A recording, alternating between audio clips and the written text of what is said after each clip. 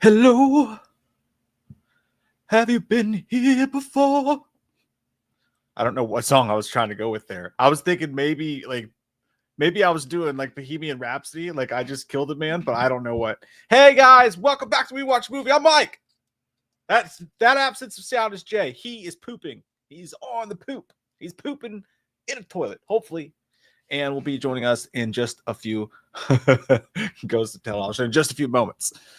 And that means it's time for us to talk poorly about him and how bad he sucks in bed and how he's not a giver. He needs to be more of a giver. He needs to, his hands are too sweaty to be fumbling around. And that's the way he does. You know, I don't appreciate that. It's all slick, especially if it's cold. I don't know what we're going with here. What are you guys doing? How are you doing today? Saturday night, we got peepees, and we are talking about movie news. That's right. Only people with peepees are allowed here. I'm kidding. We like to have 1 to 4 women in the audience, for sure, who have peepees. Because it's 2025. Wow. Who knew it was going to start that way? I did. How are you guys? How's your lives? How's your weeks? I have allergies, and I poop too much. You know, the silence is deafening when there's only one person. I don't know how those people do those live streams by themselves. I've done them by myself. I've done like a full 3-hour live stream by myself before. And by the time it was done, I just felt like Bonnie Blue, but in my mouth. You know, like Jesus, man. I didn't even stop to take a break. Normally I can just drink my drink while Jay talks. Because you don't need your mouth to listen. There's a dirty joke in there somewhere. I don't know where it is, though. I don't know where it is. You can totally shoot porn by yourself. Pomo girls do it. That's why you can't use clothing dressing rooms anymore. You ever go to like Target and like Walmart now? And like I need to try on these slacks. the dressing rooms are closed because the OnlyFans people are in there did themselves all day long. Just leaving them sticky and wet. They can't have that in the Targets. That's my theory, at least. It's probably true. But yeah, people do that. People do that by themselves all the time. I don't really like watching those though. Like I need the passion between 2 people. You know what I mean? Someone alone, I'm just like, there's nothing here for me. You know? Unless it's like one of my friend's mothers, and then it's worth it. But other than that, at my age, most people's moms are dead. Which makes the videos really awkward when they come in. Oh, God, don't leave me alone. I'll just say weird stuff the whole time. I have a swing. Remember the lady from Fight Club who gets on the mic? She's like close to death. She's like, I have magazines, porno magazines, and I have lube at my apartment. And they're like, all right, Betty, that's enough. Get out of here. I was so uncomfortable. That lady just wanted to get laid before she died. And it doesn't help her that she happened to look like the people in The Fourth Kind when they were getting sucked up into the spaceship and their faces were all like, you know, like it didn't help. She looked like better CGI on that lady's dying face than in The Conjuring. The Conjuring demons. For sure. You shouldn't be able to make yourself laugh like that. That's what my wife says. She's like, you make yourself laugh too much. And that means that you're not as funny as you think you are. And I know that. I'm like, who here makes a living being funny? Not me. Not me. If there was no movie news, I don't think this would go very well at all. It's already not going well. I don't know. I did not see what happened to Kevin Costner, JT. What happened? Did he get handsomer? I heard there was a thing about somebody on his set, but just one of those things that comes out all the time, really. Some weird stuff. Who knows? Like remember the Mia Goth thing? She apparently allegedly kicked a guy in the head. I don't know. Did that really happen? I hope not for her eyebrows. Hey, man! Hi, childs. Hello, children. Hello. How's your butthole? I had a pepperoni hot pocket, and then it formed a hot pocket in my lower sections, and I had to let it go. I was under attack by the nudie nation stations. Hot pocket. Hey, Michael. Hot pocket. What's up? Oh man, yeah, hot pockets do too much processed food in that. You know, the processed nitrates. I don't worry about any of that. I just have fun with my life. Jesus Christ, is that Jason Bourne? Just have a good time. Plus, as I hadn't had it in a while, it's pretty good. I love them. Yeah, I'm they're not good. saying you shouldn't eat them. I'm just telling you why. I like the hot pocket, but also she got some like cheap ones. Those are great value ones. Those are garbage. They're Oh, like, that's the problem. no, I got hot like the actual pepperoni ones, but then she got one of those like where it's like the sausage one, like it's like an off-brand. It's like chalk. If the shit's made out of chalk, like I tried to buy them, it's like all hard and stuff. That's what she said, but it's made out of chalk. I hate it when mom gets me the groceries I don't want. Does that coupon clipping and give me the hot pockets? I just asked her for the hot pockets, and she's like, "Oh, I got these too because they were on sale." I was like, "Yeah, because nobody wants them. That's why you should have bought them." Yeah, we're not cutting quarters here, lady. What's she gonna do next? Buy you the Pop-Tarts with no frosting? Disgusting. No, I mean she's already like she's buying my underwear at Costco, so whatever. Cutting lines. Hey, there's nothing wrong with underwear at Costco. Yeah, but she also buys my shirts at Costco. She buys my shoes at Costco. I mean, everything's at Costco. It's not like I'm ungrateful, but I don't ask for it. You know what I mean? Like she just comes home with it. She's like, "Oh, it's on sale." I'm like, I know, but I don't need that. And she's like, "Well, you don't like it?" I was like, about my. I was like, "You don't like it?" I was like, "No, I'll hear it." Okay, calm down. Jesus Christ, you don't have to cry. Why are you so misty-eyed? Take my life, but not the shirt. Great value soda is the fire. I know. I'm not saying there's anything wrong with it. I'm just saying it is what it is. But there are certain types of people. There are certain types of you're all beneath me. I don't like you, even though I'm one of you. I pretend not to be like you. No, but some great value brands are good though. Like Diet Right. You got to drink it really quick, and you have to mix it in a certain way. But it's not bad. But it does have like a weird like Neosporin taste. You know, I realized I was an adult when I stopped drinking like really crappy vodka. Like, you know what I mean? Like I would just go get like a quart, like a quart of like Barton's or something. And it's like, you know what? I'm going to buy the good stuff. I'm going to buy Tito's. I'm going to get, I still buy cheap tequila, but it's like 100% pure agave liquid. It's Casadores, and you can get it for like $20 a bottle. It's pretty sweet.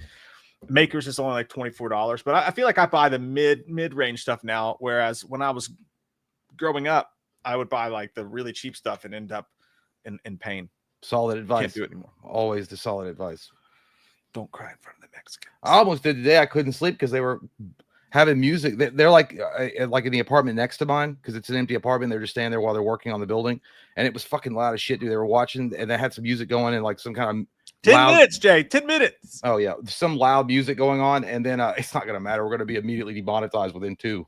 I think we already are. As soon as they saw our faces, they're like demonetized. Get out of here. Hey, they've been pretty good to us lately. But I couldn't sleep. It woke me up like 2 hours or 3 hours in, and then I was like, well, that's great. It sounds like a damn Modelo commercial over there. It's like loud as hell. I can't sleep. You knock on their door, that's like, you don't understand. No, dude, that guy's scary. I'm not gonna mess with that guy. And I couldn't really say anything. It wasn't like, I mean, it was morning time. It was like 10 o'clock, so it's not like after like quiet time. There's quiet hours.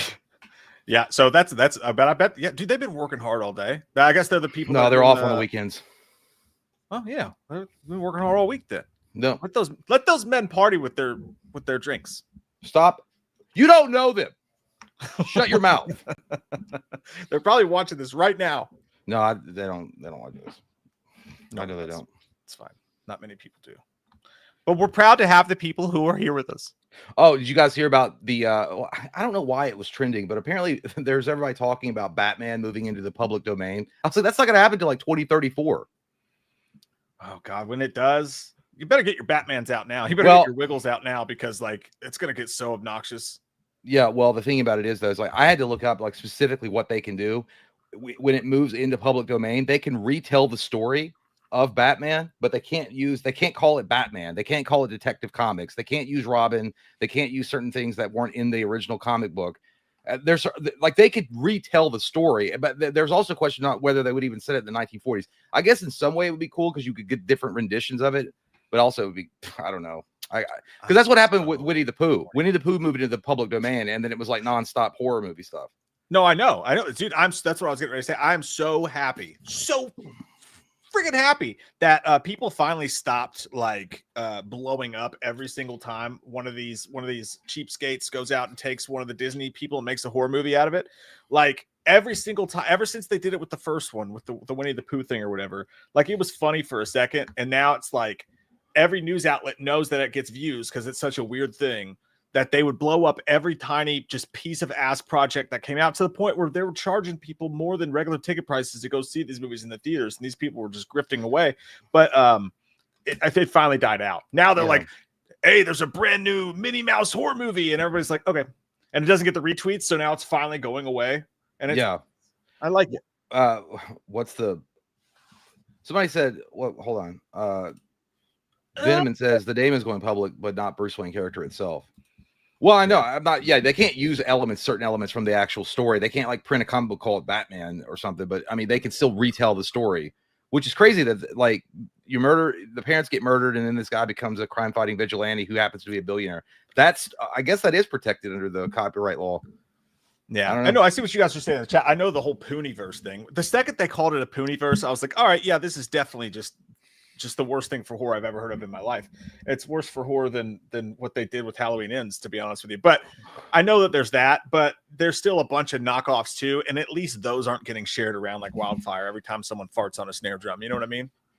Yeah, I won't watch one of them. I've never seen one. I won't watch it. I saw the trailer. I know exactly what movie that is, and you're not gonna pee in my mouth and tell me that it's honey. As why the not? kids say. You might like it. Enjoy. I love honey. I love it. I don't know. I haven't seen it. I haven't watched any of them. I've heard people just say it's dumb fun. Like it's not meant to be serious. So I don't know. It's not meant to be serious, Jay. And we shouldn't take it seriously. Just like this channel. Yeah. Not serious. Stop drinking out of oversized soda pop bottles. It's not oversized. It's the size of my wiener. Look. Just right. Diet Dr. Dick. Dick Yeah, that's the diet doctor you go to. Diet Dr. Dick. So some people notice I changed the thumbnail and I put a little Stranger Things thing in there. And that's because I'm shamelessly trying to get more people to come into our live streams. But more importantly, it's because they have an event tonight called Netflix Tudum. This is so stupid. It's actually called Tudum, Tudum. Coming up in like half an hour here or so, and there's big time rumors that the Stranger Things season 5 trailer is going to come out. So obviously, if that comes out, we'll watch it. If it comes out while we're live, but we'll see what happens. But I still think it's stupid. Dumb. Like, it's so dumb that they call it that. You guys you can creatively bankrupt, I will say. Yeah, I had something I don't know if we can watch it though. That sucks. I don't know. Dude, this guy, so No Easy Way Out, one of the greatest songs of all time. It is what it is. Rocky IV, we all know what it is. Somebody put that montage together in Rocky IV, that particular scene when that song comes on, when he's getting his Ferrari and he's driving in No Easy Way, and they made an anime out of it. Yeah, dude, 10 years ago we probably could have watched it, but these days when you put anything that's got a song over top of it, I don't. 10 seconds, you get blocked. We tried to watch Fandango clips of the Pest, and they took down the stream. Like yeah. It's like I don't understand it. I don't understand it. Like what's the fucking point of even sharing it with the public if you can't cover it? Yeah, no, I can't stand it either. And Universal's the worst, dude. You can't even watch their trailers and shit. You know, which I guess the Stranger Things is a Netflix thing, so I think it's pretty safe on that. And even if it has a song in it, it won't be like continuously the song, so it'll be enough to take away the copyright, but it won't be enough to block and stop the stream. Marvel had the stream stopped once though. We did have that happen. Well, I know that we had our entire stream taken out because we were watching that Ghost music video. Yeah, fuck you, Ghost. Damn, specters in the wall watching everything. Yeah, first Ghost and then Ice 9 Kills made everybody mad. You sons of bitches. Tomo says, "Oh yeah, Jay, some updates on the EA Black Panther game. Apparently, the game had been in pre-production for 4 years. I know. I'd heard about that. It sucks, dude. I know a lot of people have put all hard work in that, and there was, but you know." There's consequences. You can't be saying the shit they were saying and not eventually have it catch up with you. That's what it is. I don't know if it was all that, but I'm sure it was not something that Sony wanted to be associated with after a while with some backlash going on. So, but it's I would have loved to have played it. I would have I want to have another superhero game to sink my teeth in, but I like to sink my teeth into your bunghole. Go ahead. Taste the nutty flavor of the poop. Do it. I will do it, and I mean it. Let's see what you guys are saying. What are you guys saying? Jeremy Shelley says, "Sup, Mike and Jay. Love you guys, man. Love hey, you thank too, you, Jeremy. pal. And by the way, I totally forgot to email this friend of ours back, but we missed a super chat. Mostly Jay missed a super chat the other night. I'm always on it. It's your fault. I'm on it. God bless. See, this is what I'm talking about. Too many emails. I can't find it. Where are you, sweet Jim? I like what you've done here. Boom, boom. Yes. Here we are. Our buddy and our buddy Nicholas sent a super chat, and we missed it last stream. And he said, "Hey guys, or said I think expired before you saw it. They don't expire. Don't worry about that. They do not expire." But he said, "I love y'all, and you've helped me through some dark times. Is it all right if I ask you to do raids?" If you do raids, RAIDS. If not, it's okay. I have a friend who would love some wham love. Does he mean roids? Does he think we're on steroids because we're so big and hot? I haven't been in a house with an infestation and used raid in a long time, so I'm out of that business. I think he means like I think it was like raiding like someone's channel. Oh, that's kind of what happened to us with Angry Grandma. Angry Grandma did that thing. I don't know how to do that. Nick, obviously we'd have to know who we're doing that with and whatever, and we've never done it before. I guess at the end of our stream, basically, we would just be like, "Hey, everybody, go to this live stream right now and check them out," which is a cool idea. I think that's kind of fun. Send me who they are, obviously, because I know. And by the way, thank you very much for the sweet words, Nick. But yeah, obviously, and I'm sure this wouldn't be you, but like, what if you did that and you're like, "Everybody, go check out this channel from Nick," and they go there and it's just Kanye, like rapping about how he hates Jewish people or something. Yeah, like it's some guy. It's like a Nick Fuentes guy. It was like, Hitler wasn't that bad. I think we should look at the good side of it. But like, what? It's like, Jesus Christ. Wham just raided a Nazi channel. No, yeah, no, I think the only way we could actually do that is it was somebody that came from us, because otherwise I feel like it would be disingenuous. But I appreciate the idea. That's nice of you to want to do that for your friend. Michael Parton said, "I'm having seasonal allergies." Yeah, they suck, dude. Me too. They suck. I learned this week that I'm allergic to sawdust and women, but mostly sawdust, because we're out there, put the deck together and I'm sawing it, and dude, the sawdust goes everywhere. And last time we were out there, we were only out there for like 30 minutes, and I was like, I just got so tired, dude. I was like, I can't even pick up a board right now. I was like, I don't know what's going on with me. Of course, I look like a gigantic bitch in front of my wife. Like, she's probably thinking, God, this is such a weak little white small-dicked man. Par for the course, then. And then she stopped talking about her boyfriend and started talking about me, and was like, "This guy has seasonal allergies and is allergic to sawdust, and it's not his fault." See what I did there? Yeah, small dick. Shut your mouth. That's called a self-own, sir. I didn't say anything.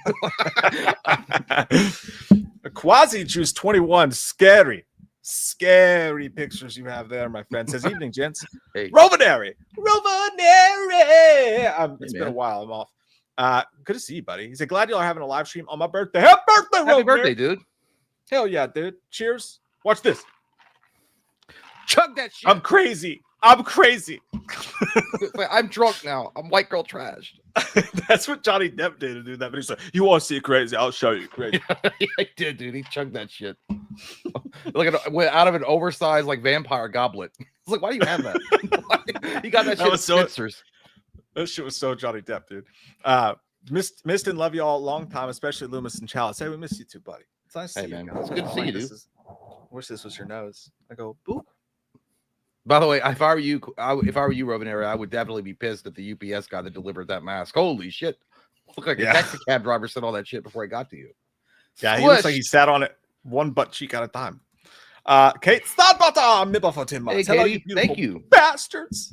Love you too, Katie. You're the bestest. And with Katie's chat, Jay, I have something I have to tell you and everyone else.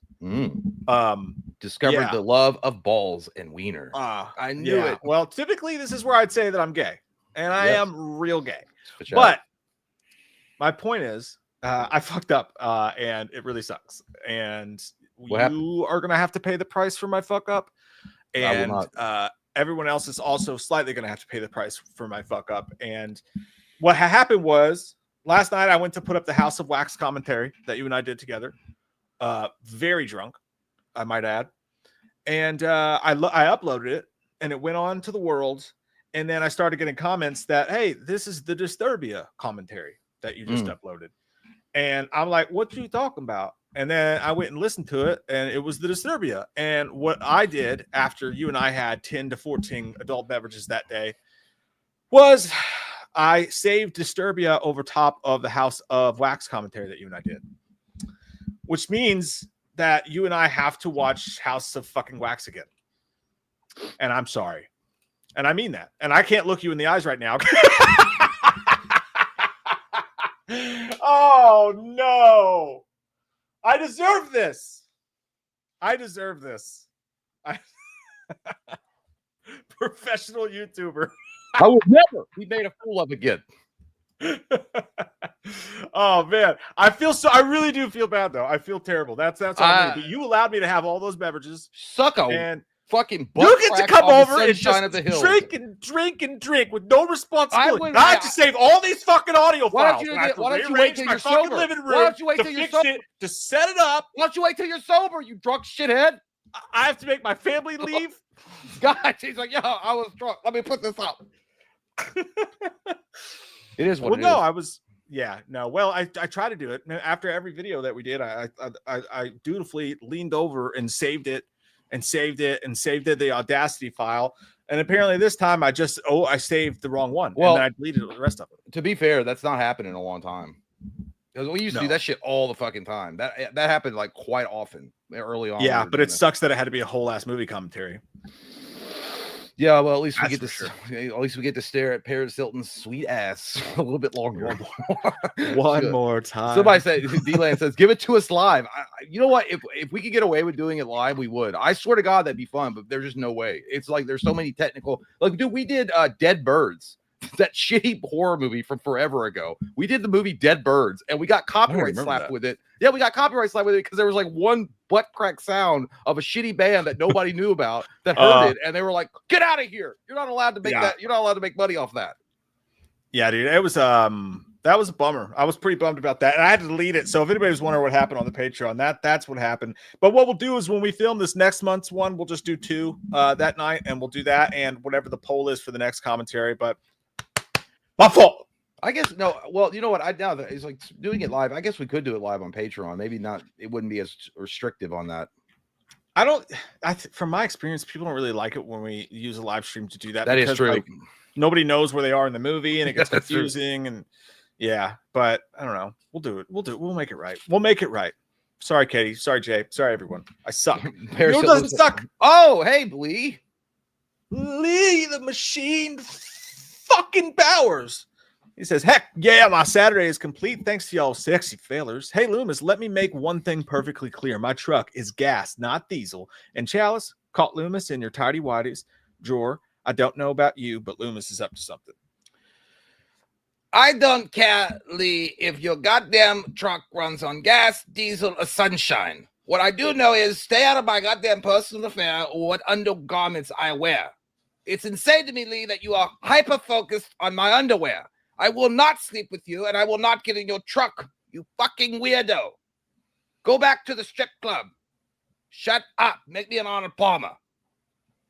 What are you doing in my tidy whitey drawer?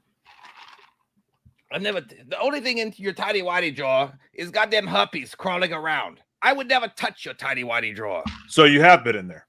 No, I just know it. I could smell it. It smells like unwashed linen. It's disgusting. How do you know that? Because I can smell it.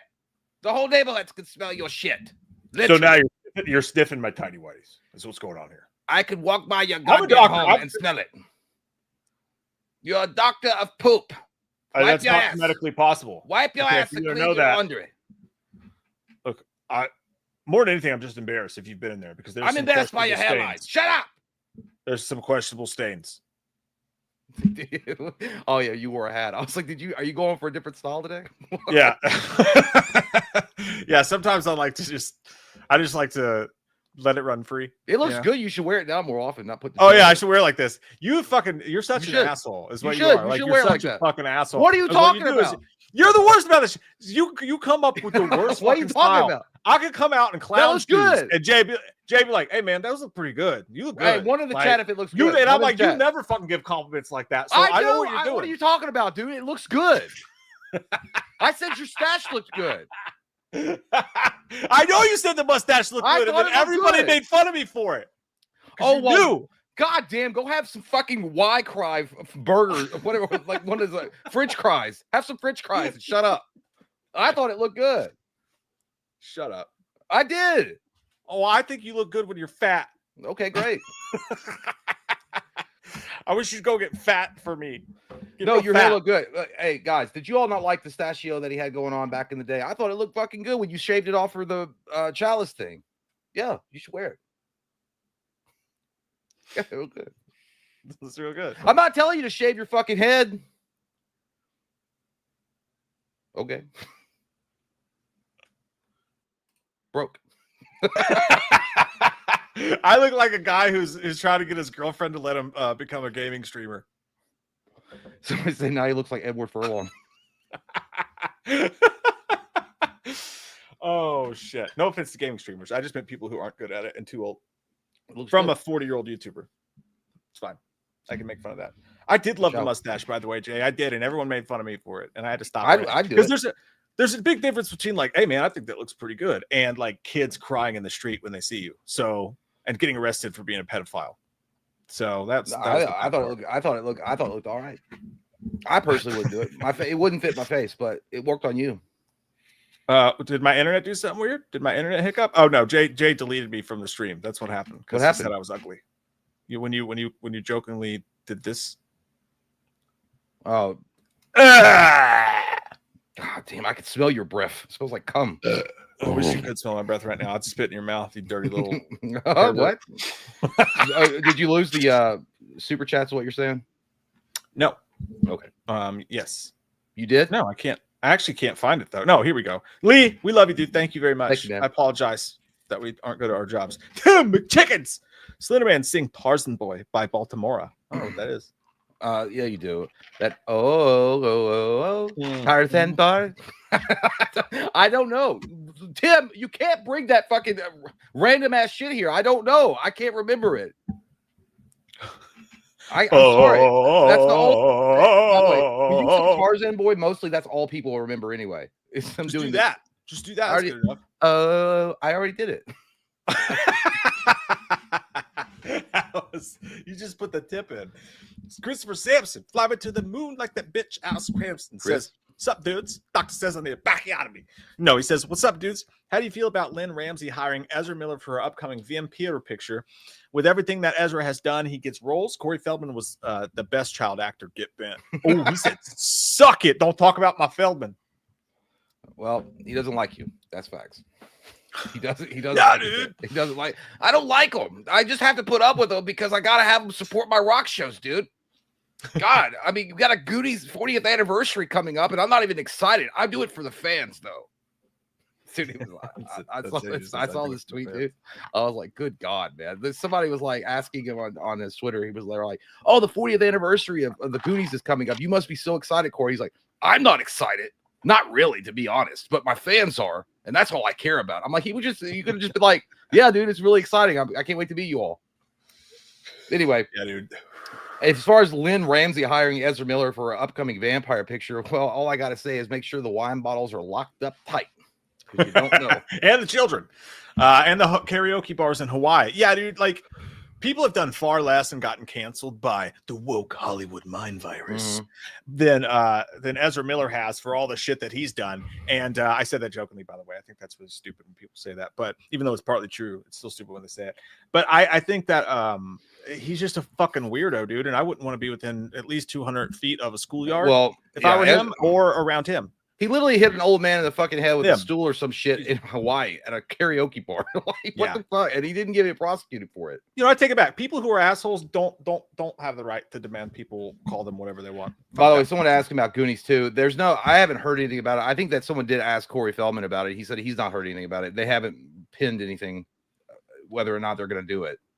I think a lot of fans want it. I don't know personally if I would want to see a Goonies sequel because I already know how it's going to go. They get the Goonies reunited. They all come back. They're all parents now, and then their kids go on an adventure. It's the same formula over and over again. I agree with Eric Hess. Chris fucking Brown. Connor fucking McGregor. Yep. We give these pieces of shit passes every fucking day long. And you know what? We just pick and choose, really. Kanye. People still buying that piece of shit's records. You know? Well, the thing is, there's no cancel culture. It's not real. Well, not for certain celebrities, that's for sure. No, it's not. Not for Mel Gibson was canceled. Yeah, well, that's true. That was like the first. They're like, we're gonna trial run. Pee Wee Herman was just enjoying a film with his wiener out, and he was canceled. Sensitivity. I guess if you do weird shit though, like back then, it's like, okay, if it's weird or dark enough, you can get canceled. But these days, as long as you lean into it, you don't really get canceled. You just got to be willing to lean into it. The people who are trying to do good, who care if they get canceled or offend people, are the ones who actually have their careers taken away. It's the people who don't give a fuck because they go, okay, well, I'll just go into this alt-right thing and I'll just jump on that boat and I'll probably make more money than I did before. By the way, I will say, I don't think Corey Feldman was the best child actor. He is a good child actor, but I will say, I think Ezra Miller is a good actor. I just think he's a fucking weirdo. I don't watch child actors, Jay, because that's weird. Okay.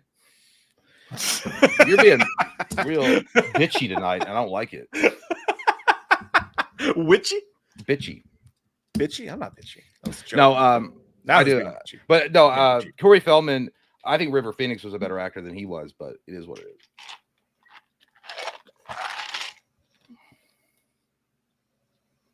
Thanks for ruining the momentum. Now I can't even get on topic.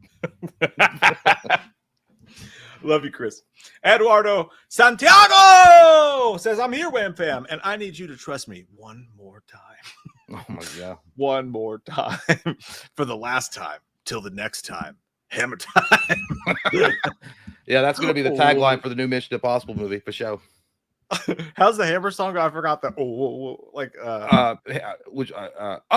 here come the hammer. Oh, here come the hammer.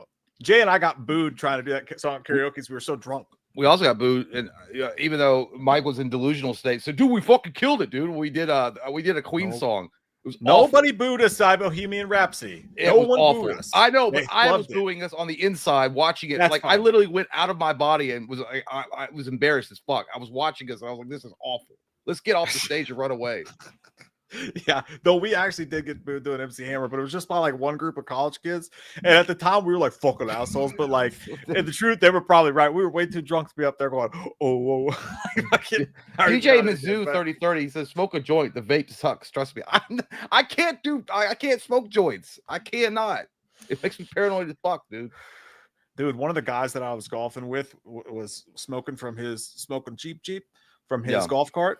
And they would like, it was windy, and they would go driving on the course in front of us, and it would just go, and it would just hit you. And dude, it smelled so good. Like normally that stuff smells like stank butt, but like it smelled so good. And then we got on the green, and he was like, "Hey man, you smoke?" And I was like, "No." I was like, "It gives me too much anxiety." I was like, "But I really wish I could smoke your pulp." Yeah, I mean, your joints. We got neighbors that smoke it, and we were walking Buster yesterday, and I walked by their window, and they had it open. It like smelled like straight skunk ass. Straight dead skunk coming out of their windows, dude. And I'm like, God damn! I was like, you all need to do a little bit better hiding that shit, because there's no like, I got a contact buzz just like outside the window. Like, I can't imagine when they come in and like look at your apartment after they're all done with the renovations, and they're gonna be like, what's that smell? Do you smoke pot in here? Are you smoking marijuana, devil grass? Like, no, I just on my clothes. I smoke in my car. Not that dude, strong. Like, even events, like you'll be at Walmart or Target or some shit, and someone will walk by you, and you're like, God damn, you're not even fucking trying to hide that stinky shit. It's like, it's so bad. Yeah, dude, I can't do. Sometimes it stink. I mean, I don't care if anybody does smoke. It is what it is. But I mean, personally, I can't. It makes me paranoid as fuck. The only time I remember doing it, like I smoked it, and then I went in and started washing dishes in the house, and like we were having a party. And I was like, well, I don't know why everybody's mad at me for. Like, I don't understand. Yeah, you're like, are you mad? Like, I was like, but why are you mad? Like, I don't get it. Like, and you're like, what are you talking about? Why are you washing dishes right now? It's a party going on. I was like, I don't know, because everybody's pissed off at me, and I don't know why. Like, everybody's like talking shit. No, the motherfucker had the yellow gloves on up to here. Yeah, it was. I was like, this is not working out for me. I don't like it at all. And it was. And then I did it one other time, and it was the worst. I traveled through fucking time. Like I met a wizard on a mountaintop and sent me through the spaces. I got like, it was the worst ever, dude, because that had to be laced with crack or some shit. I don't know. I was literally opening the door up. We were at a hotel in Hilton Head with ex sluts, and I was like opening the door up and asking. I was like, hey, can you like? I was whispering. Like I've never experienced that shit in my life. I feel like SLC Punk. Yeah, dude, I've had that happen. It's not great. But that's back in the day. I mean, see, I'm actually curious, dude. Like I'm curious about men and getting into and trying some new like strains of it, because like you could apparently go, it's so prevalent now that you can find a strain specifically that like suits you and like buy it at a store. I guess not here, but like in other counties or states. And like you can get like weed that like makes you happy and like puts you in a good mood. It doesn't scare you to death and have you screaming in the dark void of life. And I'd like to try that because like it would, you know, if it helps, you know, maybe drink a little bit less, get a little bit healthier. Yeah. You know? Well, my issue was that I had drank heavily. And then I didn't give a fuck. Yeah, you can't and do that. When the guy offered me the joint, I was like, yeah, sure, I'll do it. I smoked it like a fucking cigarette. I hit that shit so hard. Like in the movie, he was like, no, like, no. And I felt like I was falling into a tunnel and my eyes went insta-red. So I was like, that was PCP. Probably could have been. I don't know. Because I didn't know shit about it. The guy that was telling me, he's like, oh, it's got them red hairs on it. I'm like, what the fuck? What are you talking about hairs? It's hairy. It's hairy weed. Just give me the fucking it's weed. that purple, just that purple nurple shit. I was like, It's just hairy. I was like, I don't know what that shit is. It's just smoke this shit. All right. And it was awful. That shit got old in high school. That lasted for a day and a half, dude, because I felt like Smokey and Friday. I was like twitching the next day. Yeah, dude. That to me, that always got on my nerves in high school. The people who made their entire personalities weed, they'd be like, dude, I got this fresh stinky oinky right here. This guy fucking check out the purple hairs on there. That's crafted in the sunlight of World of Warcraft. Like, I don't fucking just it's weed, dude. Yo. Yeah, it's like in Donnie Darko when they're smoking the cigarette at the bus stop. He's like, "It's some good shit." High. It's like it's a fucking cigarette. Yeah, like, it's a joint. I don't give a shit what it is. If you said smoke, I'll smoke it. I'll try it. And that was the last. I never did it ever again. Ever again after that. Never. No, I lied. Like I didn't do it. I do it. I know I do it, but I hit the Chiba with me before. It wasn't the Chiba. No, it was in the car, and I got vomit. I vomited on the side of the road for my birthday party because it was all up in that car, and I couldn't. It was they were fishbowling that shit, and I was like, you gotta pull over, dude, for real. And they're like, pull over, let it vomit. And I went out there vomiting, and the girls in the car were trying to, and the Mike's like, let it vomit in peace. Let it vomit in peace. Yeah, dude, I turned it into Ryan Felipe and Don't You last summer. I looked like one of those goddamn vampires in Blade, like in white pale skin, and I was just like creature of the night vomiting on the side of the road. That was a memorable birthday. Yeah. He's tweaking. Let him fucking tweak. The problem with it was because I didn't want to keep drinking, but we were at the karaoke bar, and the guy that was hanging out with us was like, "I bought you one. I bought you another drink." I was like, "I don't want it." He's like, "Dude, fucking you drink that shit." So I buy you a drink, you drink it. I'm like, "All right, well, I guess I'll have another one." And then he put his finger in your butt. Yeah, then I was like, well, if he's like, oh, your birthday, everybody puts a finger in your butt. I was like, all right, well, go ahead. And he made me smell it. What? Yeah, it was awful. But if you enjoy it, that was the longest super chat answer of all time, by the way. No, but I agree. I wish I could enjoy it. I'd like to find some that I can enjoy. But to me, like even when I do it, I'm fine. Like one of our buddies got us some gummies. Me some gummies, and then they knew you weren't gonna. But they got me a bunch of gummies. So I was trying this, like, help Emily sleep at night. I would take like just a little bit, sleep pretty good. Soon enough, after a couple of months of doing that shit, I took it one night. I laid in bed. I was like, fuck, dude, it's over. I can't take those anymore. So it makes me feel my breath too much. And when I can feel my breath, my anxiety just comes out. And like, it also just mellows me out. If I did that, instead, it was like, oh, I'm not going to drink. So like, not that we have to either way. We do this sober all the time. But like, if you want to, just want to have something to take the edge off. I would be sitting here, dude. I'd be like this right now. I'd be like, yeah. And you'd be like, can you answer the super chat? It don't work for everybody. Like some people get hyped up on it. But by the way, somebody said, are you all watching the Netflix thing? It sucks, or it's so stupid. I knew it would be. It's on. It started. I think it just started 8 minutes ago. But dude, it looks like some honey foo fucking like new age, like Gen Z shit to me. So I'm not interested in it. But if news comes from it, we will be here to talk about it. So at least we got that. God damn, right? It was a boogeyman said I quit smoking weed last October, spending like $600 to $800 a month on it. Good time. Oh yeah, that's a fucking car payment. Holy shit. It was that Colombian good sweet grass. Yeah, that's a really nice car payment you got there. Okay, here we go. Actually, I gotta get another drink real quick. If you don't mind, take over for me, please. Okay. All right, we got Austin coming in saying, I realized I was an adult when adult movies just became movies. What? Austin says, I realized I was an adult when adult movies just became movies. Oh, I see what you're saying. Yeah, that's true. It like once you get older, the adventure kind of stops for a little while, or maybe it just stops. It's just not as big of a thing any longer. It's true. Good point. I feel like I smoked weed answering that, but good call out. Tim McChickens. Jesus Christ, Tim. Can Slenderman sing I Think We're Alone Now by Tiffany? Only part of it. And it's not even me think we're alone now. And that's all the song need know now. I don't know I know the song, but I don't know the words. I'm sorry, Tim. I'm sorry. That's all I know about it. But I appreciate you, dude. As Poop by Anakin Skywalker, Deadpool versus Art the Clown is something we need. That would be a pretty interesting matchup for sure. Yeah, because Deadpool can't die, Terrifier can't die. We don't know who's going to win in the end, but it'll be fun for all, for sure. Also says, as Poop by Anakin Skywalker, the Stranger Things He-Man crossover was weird. What is that? The Stranger Things He-Man crossover? I don't know what that is. I don't know. That sounds weird though.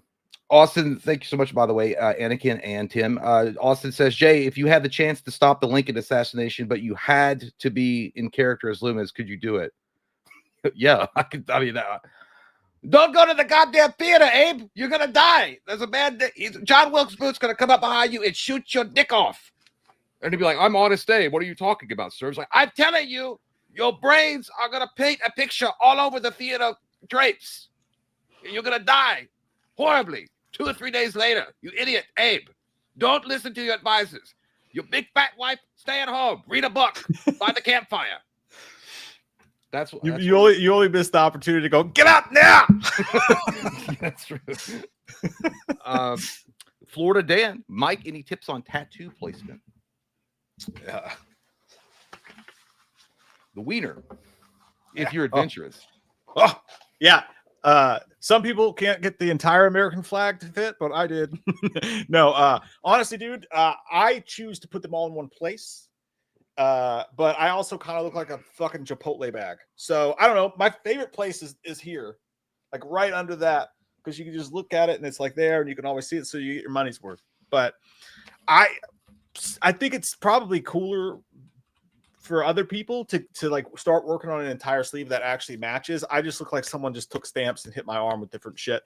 So I don't know. It's whatever. If you're more artsy and like want the design to be super artsy, I would start working on an entire sleeve. But I like my tattoos to be like specific things that I like a lot. So I just pick small ones at a time, and they're very easy to manage, except for the one big one I got, which is good times. I know that answer didn't interest you. That's fine. I'm gonna get a big flaming phoenix that goes on my back and goes all the way to like my Ben Affleck. Just like Ben Affleck. As Poop by Anakin Skywalker, thank you so much again. Says, because Slender Man sing Master of Puppets. What the fuck, dude? Like, everybody's asking me to sing this shit that I don't fucking know right off the bat. Master. You know the master part. No, Master. No. That's what we knew. We don't know the rest of it. He just sounded like an angry singing about puppets and saying all those. Was that the one where he goes, "Me was not there"? Is that what? Is that the one? I don't know. No, are you thinking? You're probably thinking the darkness imprisoning me. How can I stay? No, that's a different one. Master of Puppets is it just ends with the master. By the way, did you know anything? Who was saying it earlier? Oh yeah. As Poop by Anakin Skywalker said something about the Stranger Things He-Man crossover. Did you hear about that? What? Anakin Skywalker said the Stranger Things He-Man crossover was weird. Oh, I have no idea. Maybe they were doing a joke skit or something like that. I don't know. On the thing. By the way, sorry, I don't mean to, but fucking Rebuilding says that my tattoos look like they were drawn on by a 12-year-old. Hey, why don't you blow me? He was drunk, okay? He was just all right. Hey, honestly, if you're talking about that one, my fucking like 6-year-old drew that. Okay, it's a 6. That's what it was, and one of them was actually by a 12-year-old tattoo artist. Apparently, he fucking sucks so bad at his job. But anyway, sorry. Michael Parton, Marvel is announcing a Deadpool game for Oculus. Fun times, good times. Dude, a Deadpool game for Oculus? Yes. Yeah. I don't have. I've never even played an Oculus before. I've just seen the movie. It was great, but I don't know. It would work, I guess. I bought one for MJ, and for Christmas, and she never fucking uses it. So I pretty much just stuck that $350 up my ass. God damn, it was that much. Yeah. A firm calling my name all day for that. Oh, I'm still paying on it, brother. Will be for some time. I put a lot of Christmas presents on that Affirm bill. Eric Hess says, I want a crown. Why don't I have a crown? I'll even say thank you if you give it to me. Jay, love y'all. What? A crown like royal? A Burger King? Crown. Heavy is the crown. I don't know what that is. So, okay. I love you, Eric. I like crowns. Love you, Eric. I don't know what the fuck you're talking about. I love you. We got Mercutio 80. Loomis, I saw you at Walmart buying a 34 Magnum saying you were going to white face fucker hunting, and Chalice was at the pharmacy trying to score some perks. Mercutio, why don't you stop following me? That's one thing. And two, I wouldn't go to Walmart to buy a 34 Magnum. Condom, maybe, but not a goddamn gun. I have other people for that. Thank you. You guys got any Percocets? You look like you have a Percocet stuck up your ass all the time. I wish. Yeah. Look at this hair, though. Fucking, that's wild right there. That's good. I gotta get a haircut soon too. Yeah, I need to get one. Cinderella says, fucking got one though. Did you see Terrifier 4 news on 3C channel? I did. And don't ever come here and promote another YouTube channel again. Okay? Ever again. He has enough fucking subscribers, all right? You sit him this with my hair like this too. Don't ever fucking promote my shit. Racist YouTuber goes off on other YouTube channels. I look like Gary Busey. No, like I did see it, man. It's cool shit that he got that information out of Damien. But yeah, if you guys are wondering what I'm talking about, 3C was at a convention and put up a video with Damien Leone, and he said something along the lines of paraphrasing. Check it out on his channel, obviously, but like that you're going to get a bunch of Art the Clown backstory within the first 15 minutes of the movie, which is really cool. And then they like made out with each other on camera, and I was like, God damn it, I wanted to make out with Damien. Deleted scene for the next 3C. Terrifier movie, maybe. Yeah. Deshaun Cheney, member for 2 months, appreciate you, dude. Says, hey, I'm late, but y'all grabbing the 4K 03 and 06 chainsaws when they come out, and can't wait for the Freddy's 4Ks this year. That sounds awesome. No, I didn't know about that. But the Freddy, are they going to release all the Freddy's on 4K? Yeah, that allegedly that's the story. But I think they've only announced officially 1 or 2. Is that right, Deshaun? I'm pretty sure that's right. But dude, the Texas Chainsaw Massacre covers.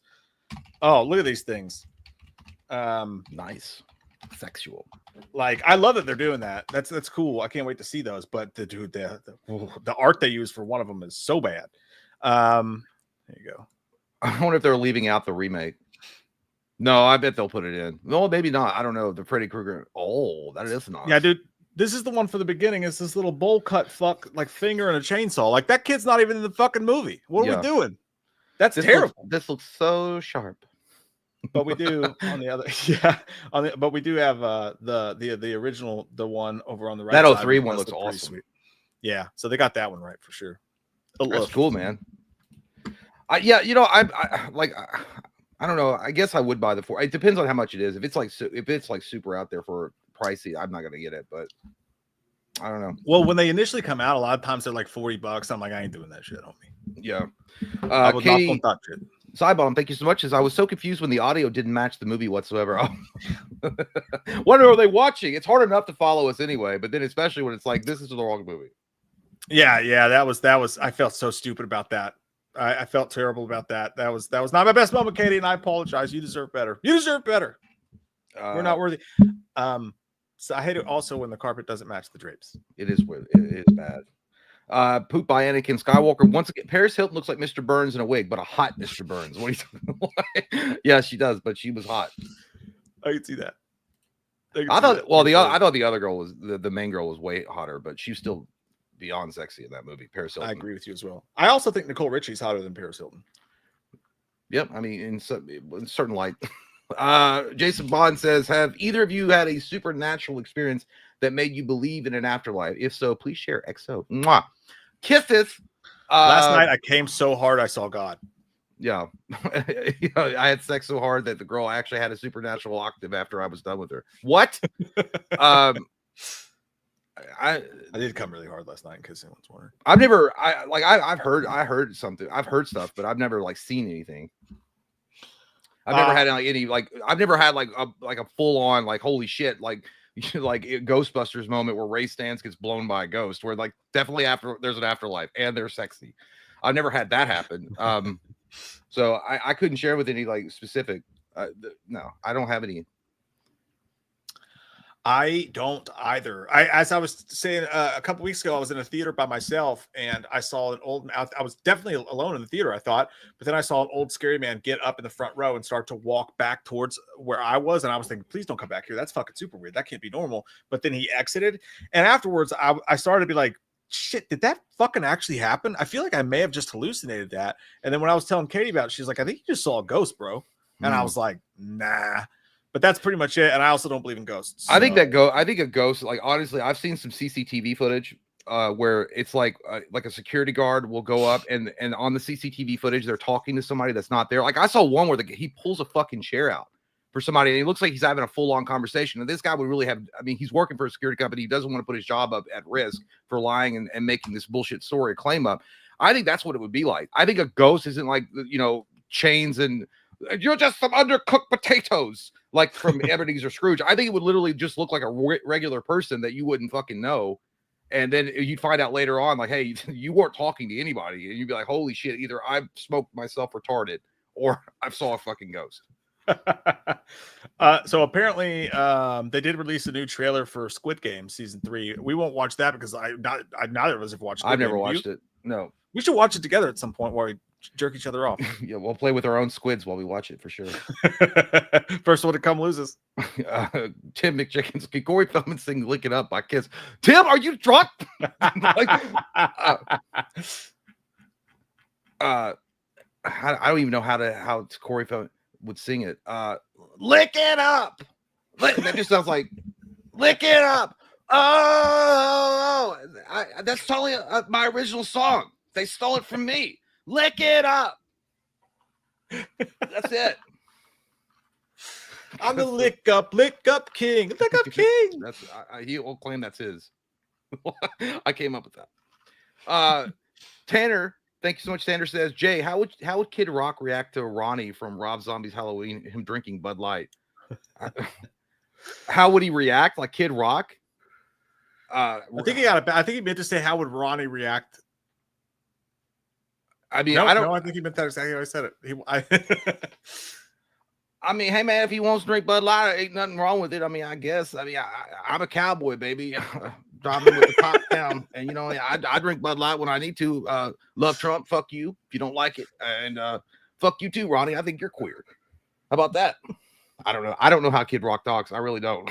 I mean, you pretty much were on. He talks like someone who's just on the tail end of an opiate binge. Yeah, I don't know. Nebraska. He seems like a good guy. I mean, I will say that about him. And like, even like he does, he seems honestly like a good guy. Motherfucker took an Uzi to a 12-pack of Bud Light. Like years ago for whatever. But also Eminem came out and supported the other party, and he was still like saying cool stuff to him on Twitter. It's like I don't think he's a bad guy. He's got some good songs. I don't think he's. I'm not saying he's a bad guy. I just think he's fucking cringy as shit these days. Yeah. Holly Roxy, thank you so much. Says, hey, Slenderman, sing "Nothing Compares to You." Nothing compares to you. I can't. I don't know all of that. I don't know the song at all. That's exactly how I thought that would sound. You know what's interesting about that is Sinead O'Connor is the one that sings it, but I think it was wrote by Prince and she performed it. Interesting. I only know that because of pop-up video on VH1. I used to watch that shit religiously. That's good shit. I know. Jeremy Shelley, Jay, like your black Nike cap with the swoosh on the brim. Shit is clean, bro. Thank you. And Stu Lives. Get it up, Mike. Get it up. Let's go, baby. I'm ready. I don't know where that fucking thing is, but thank you, dude. I appreciate that. I got it at the Nike store. No, Tiger Woods white. I got it on Amazon. Appreciate that. Child of the Corn. Hey, man. Says better argument for the GOAT, Bret Hart or Heartbreak Kid.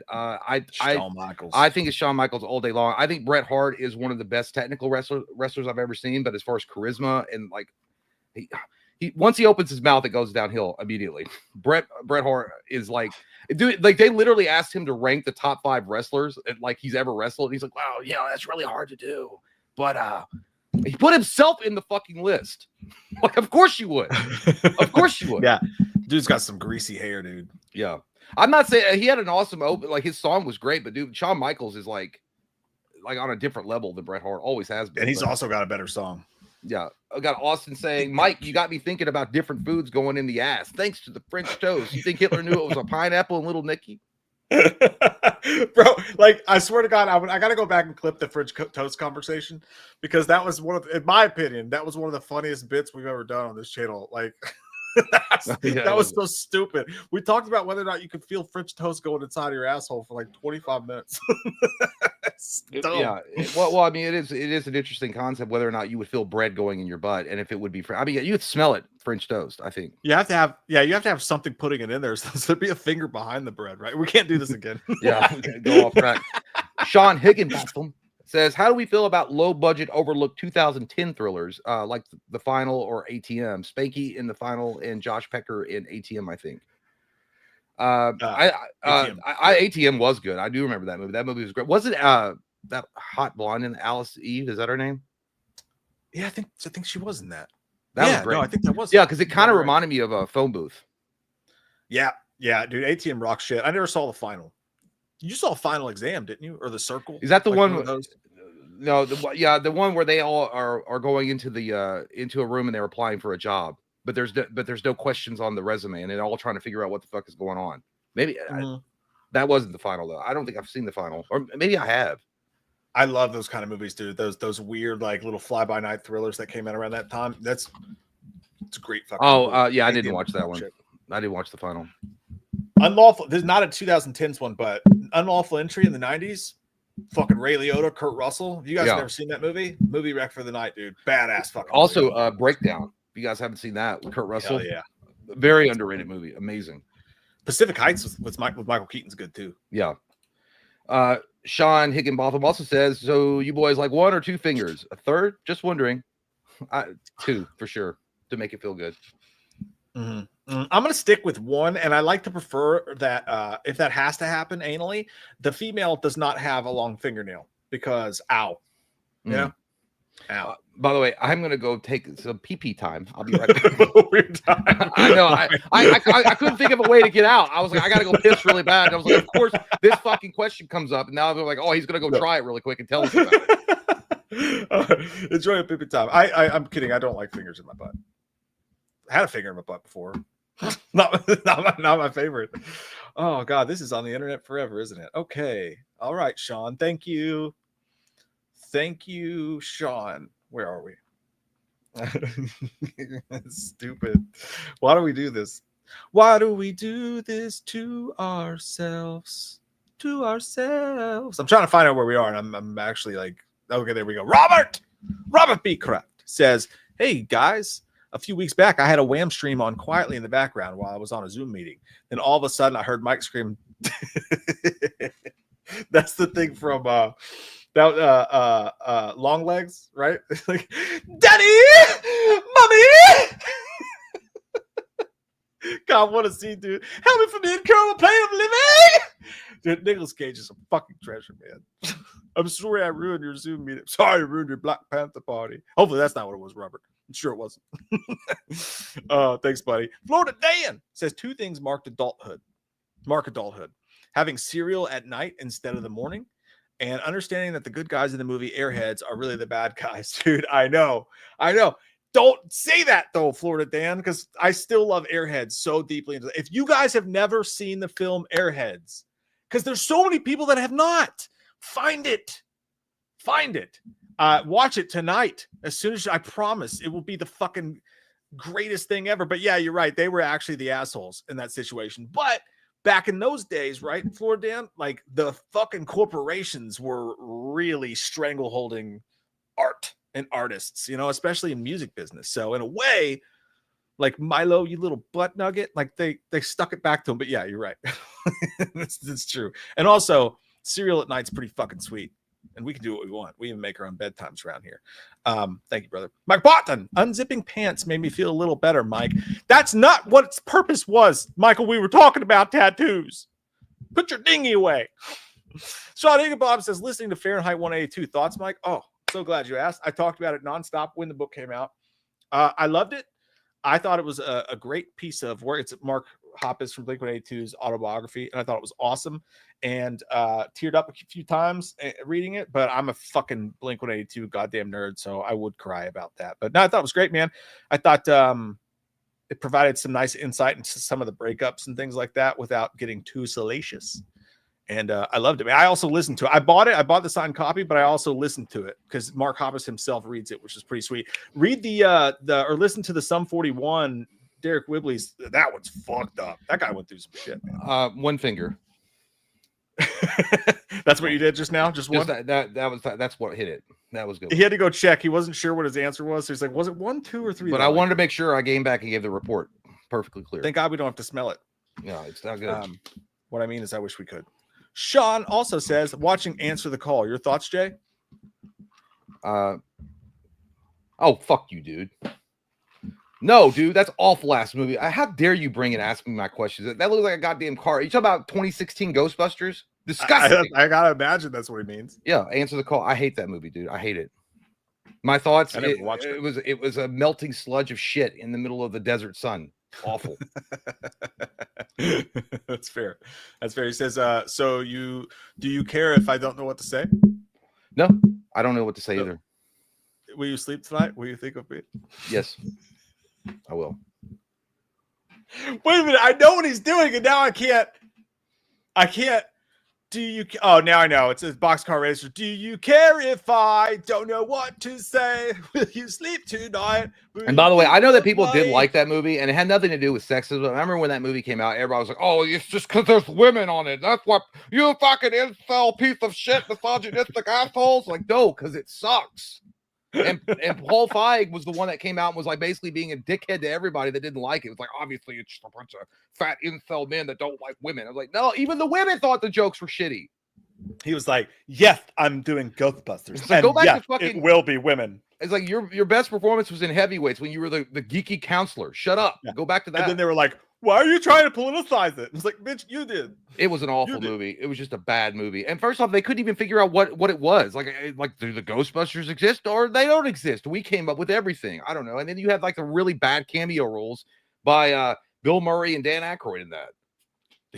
Yeah, it was awful. And to be fair, the two that followed it, not as good as people say either. I like the one, the newest one. I don't remember the name of it. Not the newest, not Frozen Empire. The one not before the one that, before that one. Yeah, I thought that was pretty good. It was good. It was a good love letter to Harold Ramis. It was great. Jay, I think they handled that pretty well. They're working you like a dog tonight. They're working you like a dog tonight. That's fine. I don't mind talking. Did you see Karate Kid Blu-ray sets coming out? No, but that sounds great. I don't own it. I will watch. I will buy. You gonna go see the Jackie Chan one? I don't know. Yeah, maybe. The more I think about it, I don't know. The more I've seen of it, I kind of want. I do want to watch it though. I just don't know. Yeah, I can't do it. Did you? By the way, did you see Bring Her Back? I did. I was gonna ask if you saw it. I haven't seen it yet, but wasn't good. No, but I watched an interview with those Raka guys. Yeah, dude, it was really good. Really good movie. Somebody would say it was like super emotional. It was emotional because it was sad as shit. That was my only knock on it, dude.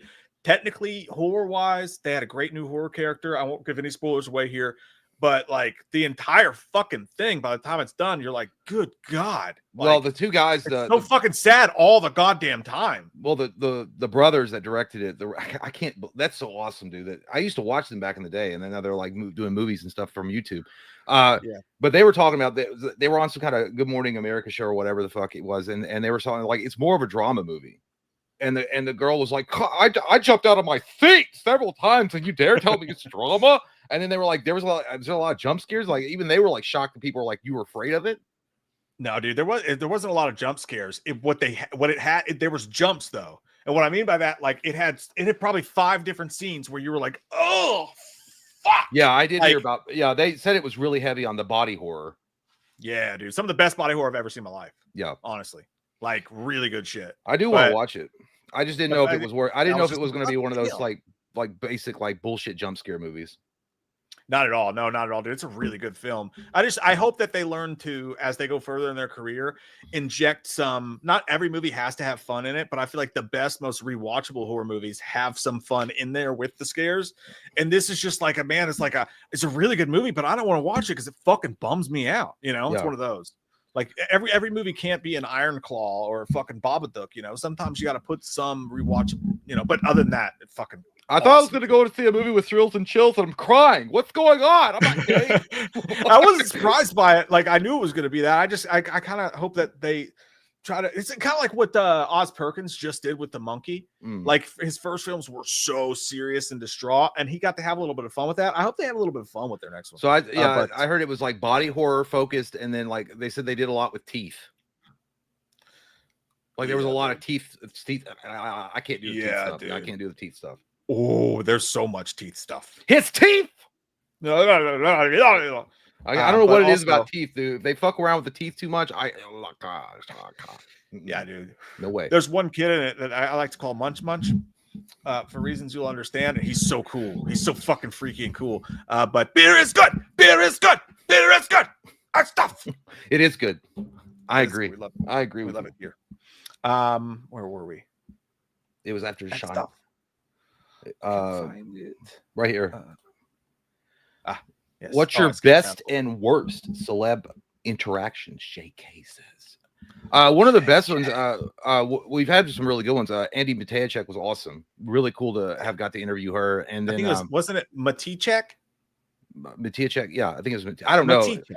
I was You're calling out of Andy, I think it was called Andy Matejacek, and then it was like, it's Matejacek. I was like, oh, okay, Brendan Fraser. It's actually Frazier, not Frazier. She was really cool to hang out with and talk to. And then Chris Nelson, awesome guy, really chill, laid back. The only really, they're all been good. The only one that was kind of like, I don't know what to talk about was I'm not gonna say it, but you guys could see the interview yourself. But the guy, it wasn't. We just weren't gelling. Like I don't Leslie know. Vernon? Okay, well, if you want to say it, just go ahead and throw it out, pull it out the bag, and let everybody see it. Yeah, okay, that guy. He's a cool guy. Don't get me wrong. Like he was like a nice guy, but we were just not gelling. I don't know. I don't like you tell a joke and he'd be like, What are you talking about? I'm like, because it was a joke. I was like, because it was a joke. What I was saying was a joke. It was meant to be like funny, and you didn't laugh, but that's okay. A lot of people don't. Yeah. He might have, but he did feel like he was loosening up toward the end, but it wasn't a long interview. 100%. Yeah. Once he told us the story about him doing mushrooms and watching the movie, it was like, okay, we're on the same page now. We're having a good time. We're laughing. But no, the interview wise, that's for sure right. Andy's the best, the absolute best.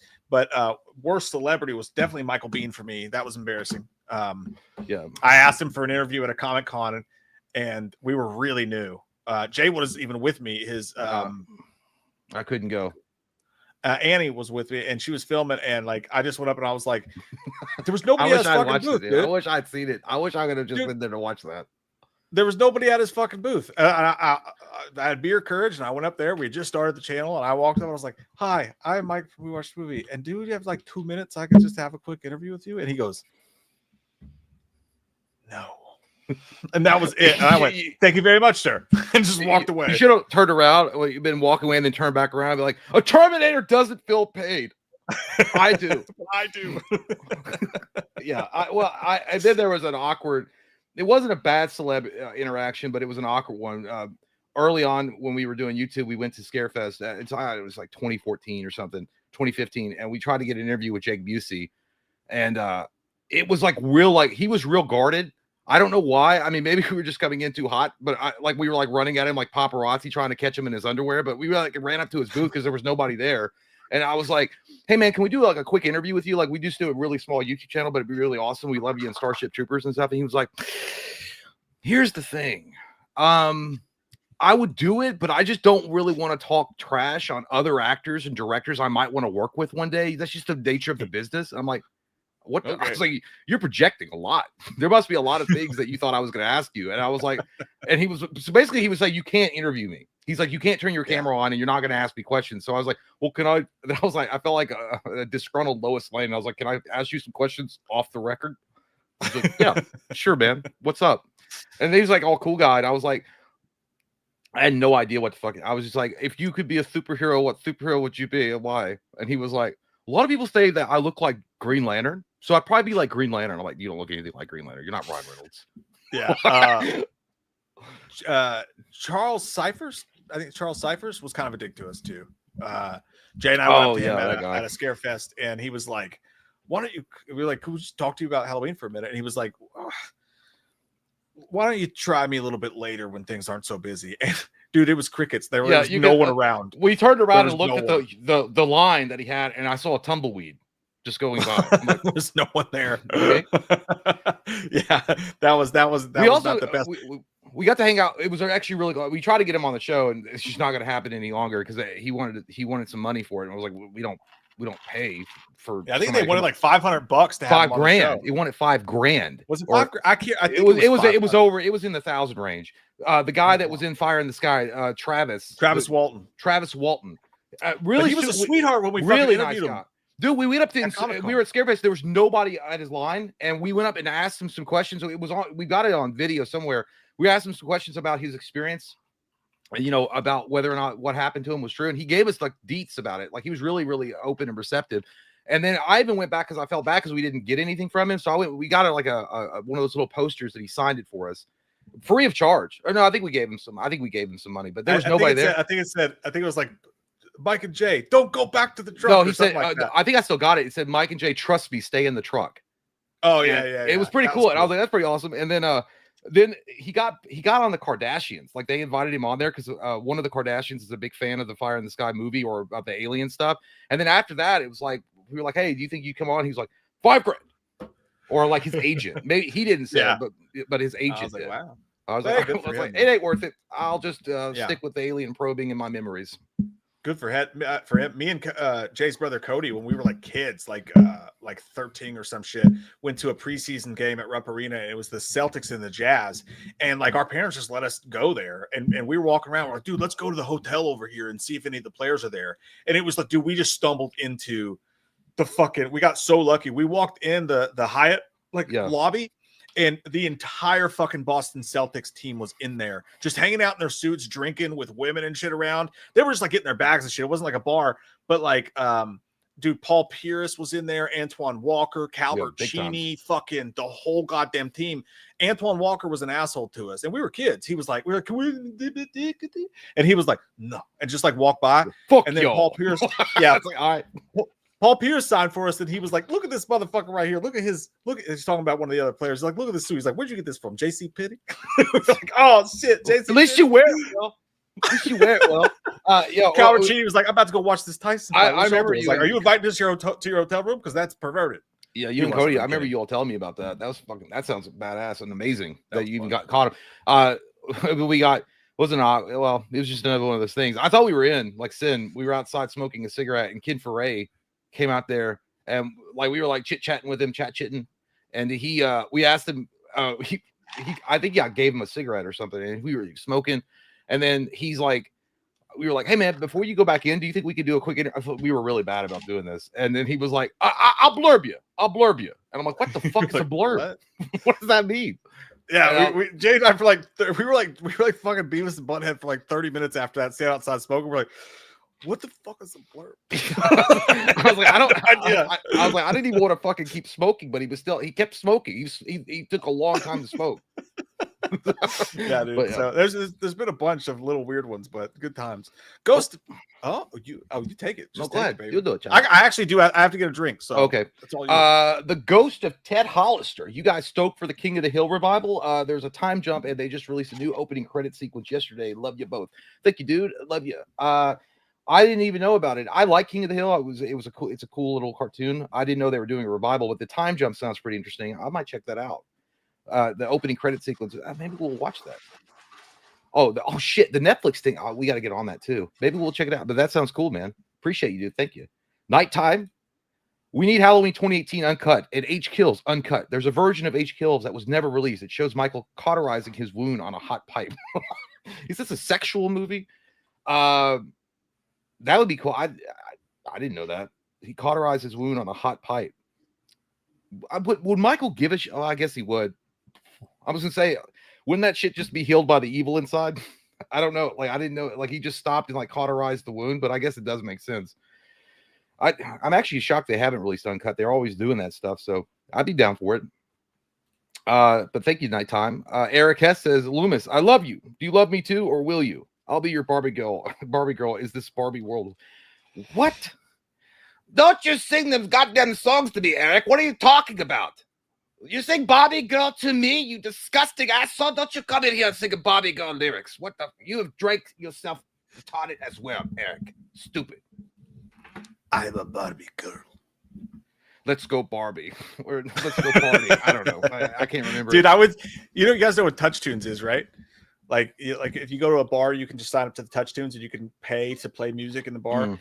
we went to a Hooters one time and there was a bunch of bikers in there, and I was like, Katie, watch this. And I turned on Barbie Girl because it was like a rough scene, and then everybody was like, what the fuck is going on? And all the waitresses was like, Barbie, they loved it, but everybody was pissed. It wasn't. We were at Shamrocks years ago, and I remember like Eminem's album had just come out, and Mike played fucking Superman. And that shit's dark. That's grody as hell. And there was a bunch of girls in there, and then she was like, "Who the fuck played this?" I was like, "Slap you with the anthrax till you can't stand," or some shit like that. They were like, "What?" Yeah, she was pissed. She was like, "Who the fuck played that?" I was like, "What? It's available." But we got JT. Oh, here we go. JT Ansel, aka Owsley. We know who you is. Reminder. Tornadoes are invisible. We look for the condensation funnel, but sometimes it's not there. Wildhead, they can sneak up on you like me aiming for the stars all over my stepmom's face. And that's how you bring it right back around to the sexual. We like to hear about it. JT Owsley is a scholar talking about nutting all over his stepmother's faces in various ways, as well as his boss who sexually harasses him. Do you imagine like him being a meteorologist and just sneaking that shit in on live TV? What the fuck? It's like, holy shit. That guy's fired for sure. You crazy thing. Yo, bro, Migos, as usual, I'm here to annoy you. Winky face. I love you guys. Thanks for all you do. Mike, did you ever get Jay to try that Lillard tequila? Love peace chicken grease. Not yet, because Jay was here, but we were filming the commentary, so it wasn't on camera. I'm waiting until Jay's here and we're on camera to try the Sotol. By the way, I was saying it wrong. It's Sotol. I have a friend that plays volleyball with us, and he's Mexican, and I was like, "Hey, dude, what do you call this?" I've been calling it Sotol, and he was like, "It's Sotol," and I was like, "Fuck, I feel so stupid. I already did the whole review, but you have so much to teach." I was like, "Teach me." Bad damn. But yeah, no. But next time Jay's here, he's trying Lillard. So good, is it Matthew? Is it his tequila? Yeah, Matthew Lillard and Macabre Spirits and Mike Flanagan and all these people worked, and they made this special, and they sent us a bottle of it just to be like, hey, you don't even have to drink it on stream. We just want to send you a bottle, which is super sweet. And I was like, I will have Jay try this. And they actually messaged. They were like, we can't wait to see Jay try it. So you got to act like you like it. Who said they can't wait for me to try it? The people who made it. Oh, it's a scream, baby. It'll get you fucking drunk. Whoever runs the social account was like, we can't wait to see Jay try it. I thought you said Matthew Lillard. I know that he doesn't want me coming back to the franchise, but I really like him try my tequila and like it. It's like, okay. Yeah, it definitely wasn't, but Child of the Corn, better Undertaker rivalry, Mankind or Kane? I would 100% all like Kane was cool because they were going with that angle where he was the brother and you didn't know. Like, I mean, that was back when it was still like you didn't know if it was real or not. So that was a cool storyline. But the Mankind fight between him and Undertaker at WrestleMania where they were top of the cage, amazing. Where he had his fucking tooth go through his nose or in his nose. Holy shit! My second favorite architect. No, my favorite wrestling match of all time. Like that wrestling match was insane, dude. I thought he was gonna fucking die, like legitimately die. I mean, kayfabe hadn't been broke yet, I don't think, back when Mankind and him fought. But I think that there's a video on because I think Undertaker's got his own like YouTube channel now where he talks about it, and him and Mankind watched that match, and like Mankind just kept fucking going, like he kept on like going an extra level and telling him to do shit like throw me off here, and he's like, you're gonna fucking die, dog. He's like, you better pick your big ass up and throw you off this. He's like, yeah, just do it. That's me and Jay when Jay's like, hey man, why don't you make me a mixed drink? I'm like, don't do it. He's like, no, you're all for it. You're like, I'll do it. Then you forget, and I'm like, I'm glad you did. I'm glad you did. I think that was last time when you were over when we were doing those commentaries. To be honest, it's probably best for the entire world that the House of Wax commentary we did got deleted. Was it? I don't think it was that bad. I don't think it was, but it has the propensity to be because, dude, when you left, like I said, I ate scalding hot pizza pockets and like burnt I was really bad. And when you left that night, I grabbed I was like, don't forget your beer, and the fucking thing was empty. I was like, did you drink all these? And you're like, yeah. Like, I'll see. Well, I was like, right. we did 3 back to back, and then I was like, I'm gonna drink that shit because I want. Tim McChicken says French toast, Loomis, and Chalice. What? You're gonna stick French toast in my butt, and I'm gonna have to guess whether or not it's French toast. Spoiler alert: I already know it's French toast. Why don't you stick a chicken nugget in your asshole, Tim? Jesus Christ. I'm not Big gonna Mac put no salad. French toast in my ass. I don't even like the French people. Give me some freedom fries, not French fries. I don't even like the French. Freedom fries, not French fries. You ready for freedom fries? Fuck the French, Lloyd. The Nighttime French are assholes. says, Mike, I have an idea for a horror film. A zombie voodoo boy eats a knife, a countertop, and himself. Oh. You know what, dude? I won't say what that's from because that's one. But the countertop, I was like, oh, goddamn it, dude. Oh yeah, it was. No. I know that somebody was mentioning not to spoil the film because I know that most of you probably have seen it. So just be careful of spoilers. JK says you didn't see Brett in '97 shitting on USA fans and calling HBK gay. LOL. He was great on the mic. I agree though. Shawn is better overall. Yeah, well, that's true. I'm not saying that. I don't know what like every single thing that Shawn Michaels did or didn't do, but I'm saying particularly I think that Bret Hart is one of those guys that's full of himself. Like he gives credit where credit's due. I will give him that, but he's also like he literally thinks he's God among gods. And there's a reason why it didn't work when he was trying to be champion. He just didn't sell. That's what it was. I mean, I'm sorry. Like he's technically as far as a wrestler goes, he was awesome. Great wrestler, great technical wrestler. He never hurt anybody, and everybody always like gives him praise. But as far as like him always blaming other people for keeping him down and not putting the title belt on him, the reason why that didn't work is because he wouldn't sell. That's why. It's not like they were like, well, we just don't like you because you're Canadian, you piece of maple shit. They were like, well, we don't like you because you're not selling the fucking tickets if you were champion. That's my opinion, but you know, it is what it is. I just don't. Yeah. I used to like Bret Hart until he started like again running around. So he just talks smack on everybody. Usually, every time I see Bret Hart talk, I'm like, stop whining. You know, like that's just what pops in my head. Like I'm sure he went through it, but like, dude, like all those wrestlers, to be fair, like have some checkered past, like for the most part. You're not gonna, dude. You take a black light to any of those wrestlers' hotel rooms, and you can see that thing from space. Yeah, like there's questionable stuff going on. They went through a lot though. Dick. Yeah, well, I know that he. Well, listen, I know that, and maybe this, like, I know that he does still blame Goldberg for ending his career. With that, because Goldberg, everybody said he was dangerous when they worked with him, and they said that one particular match that Goldberg was supposed to do a kick on him, and he gave him a concussion, which ended his career early. Which I can understand if that legitimately ended your career early, you'd be pissed as fuck because you were in there with an inexperienced guy that didn't know what he was doing. But also, I feel like the Goldberg, like it'd be very easy, dude. Goldberg he got to come in there and never lose a match. He got to come right in, never lose a match. I'm pretty sure there was probably a lot of dudes backstage that hated his ass just for that.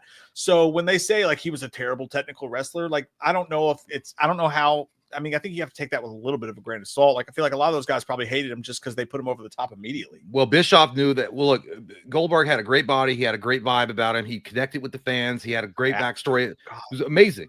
And yeah, I agree. He probably wasn't technically ready to do some matches. I mean, and the one that exposed him was William Regal. That match itself was so fucking awkward because William Regal actually knew how to wrestle, like legitimately knew how to wrestle, and was making him look foolish in the ring. Okay, so I'm talking to my ass then. Maybe I'm wrong. I assume that. No, he got better, but I think it was one of those things. But I think maybe that's where Bret Hart, maybe he's just bitter. And I understand. I mean, you know, it's like you get in there with a bull, basically in a china shop, and he doesn't know what he's doing necessarily. And he was so strong. And then you're like, hey, do this kick, and then he kicks your fucking eyeball through the back of your head. He's like, well, there goes my career. Good job. Thank you. Sidoroth thought you said Goldar. Yeah, Goldar was a terrible wrestler, dude. He's no good. Tanner says, hey, fellas, have you all ever seen Adam Sandler's 8 Crazy Nights? As a Jew, I love it. By the way, I love Airheads movie. Tanner, thank you so much. Yes, I have seen that. That's great. It is a good animated movie. I never got into it. Not that or Little Nicky. Just couldn't do it.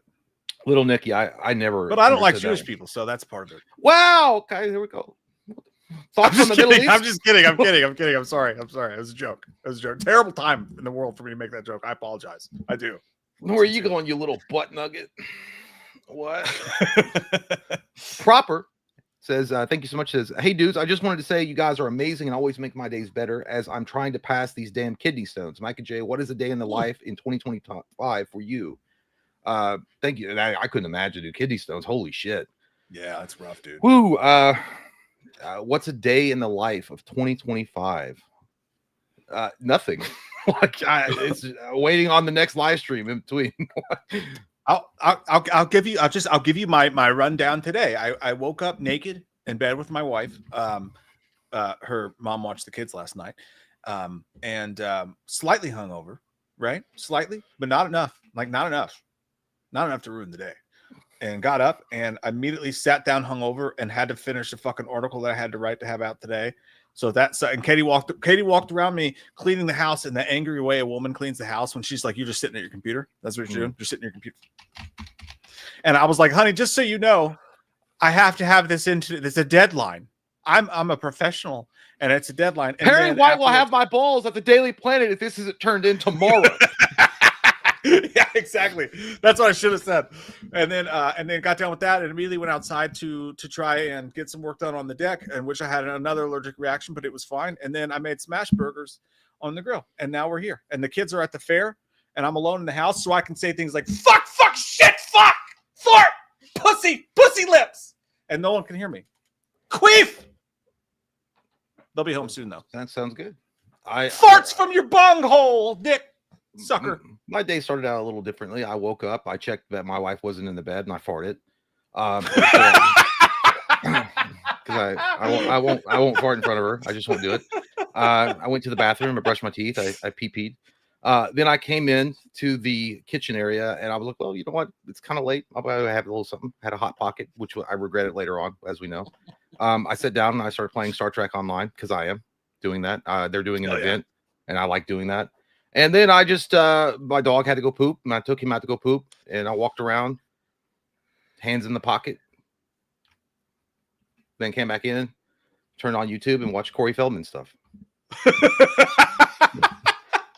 That's so fucking on brand for the month that we're having right now. Both of us. Well done. That's what I did. It's a good life.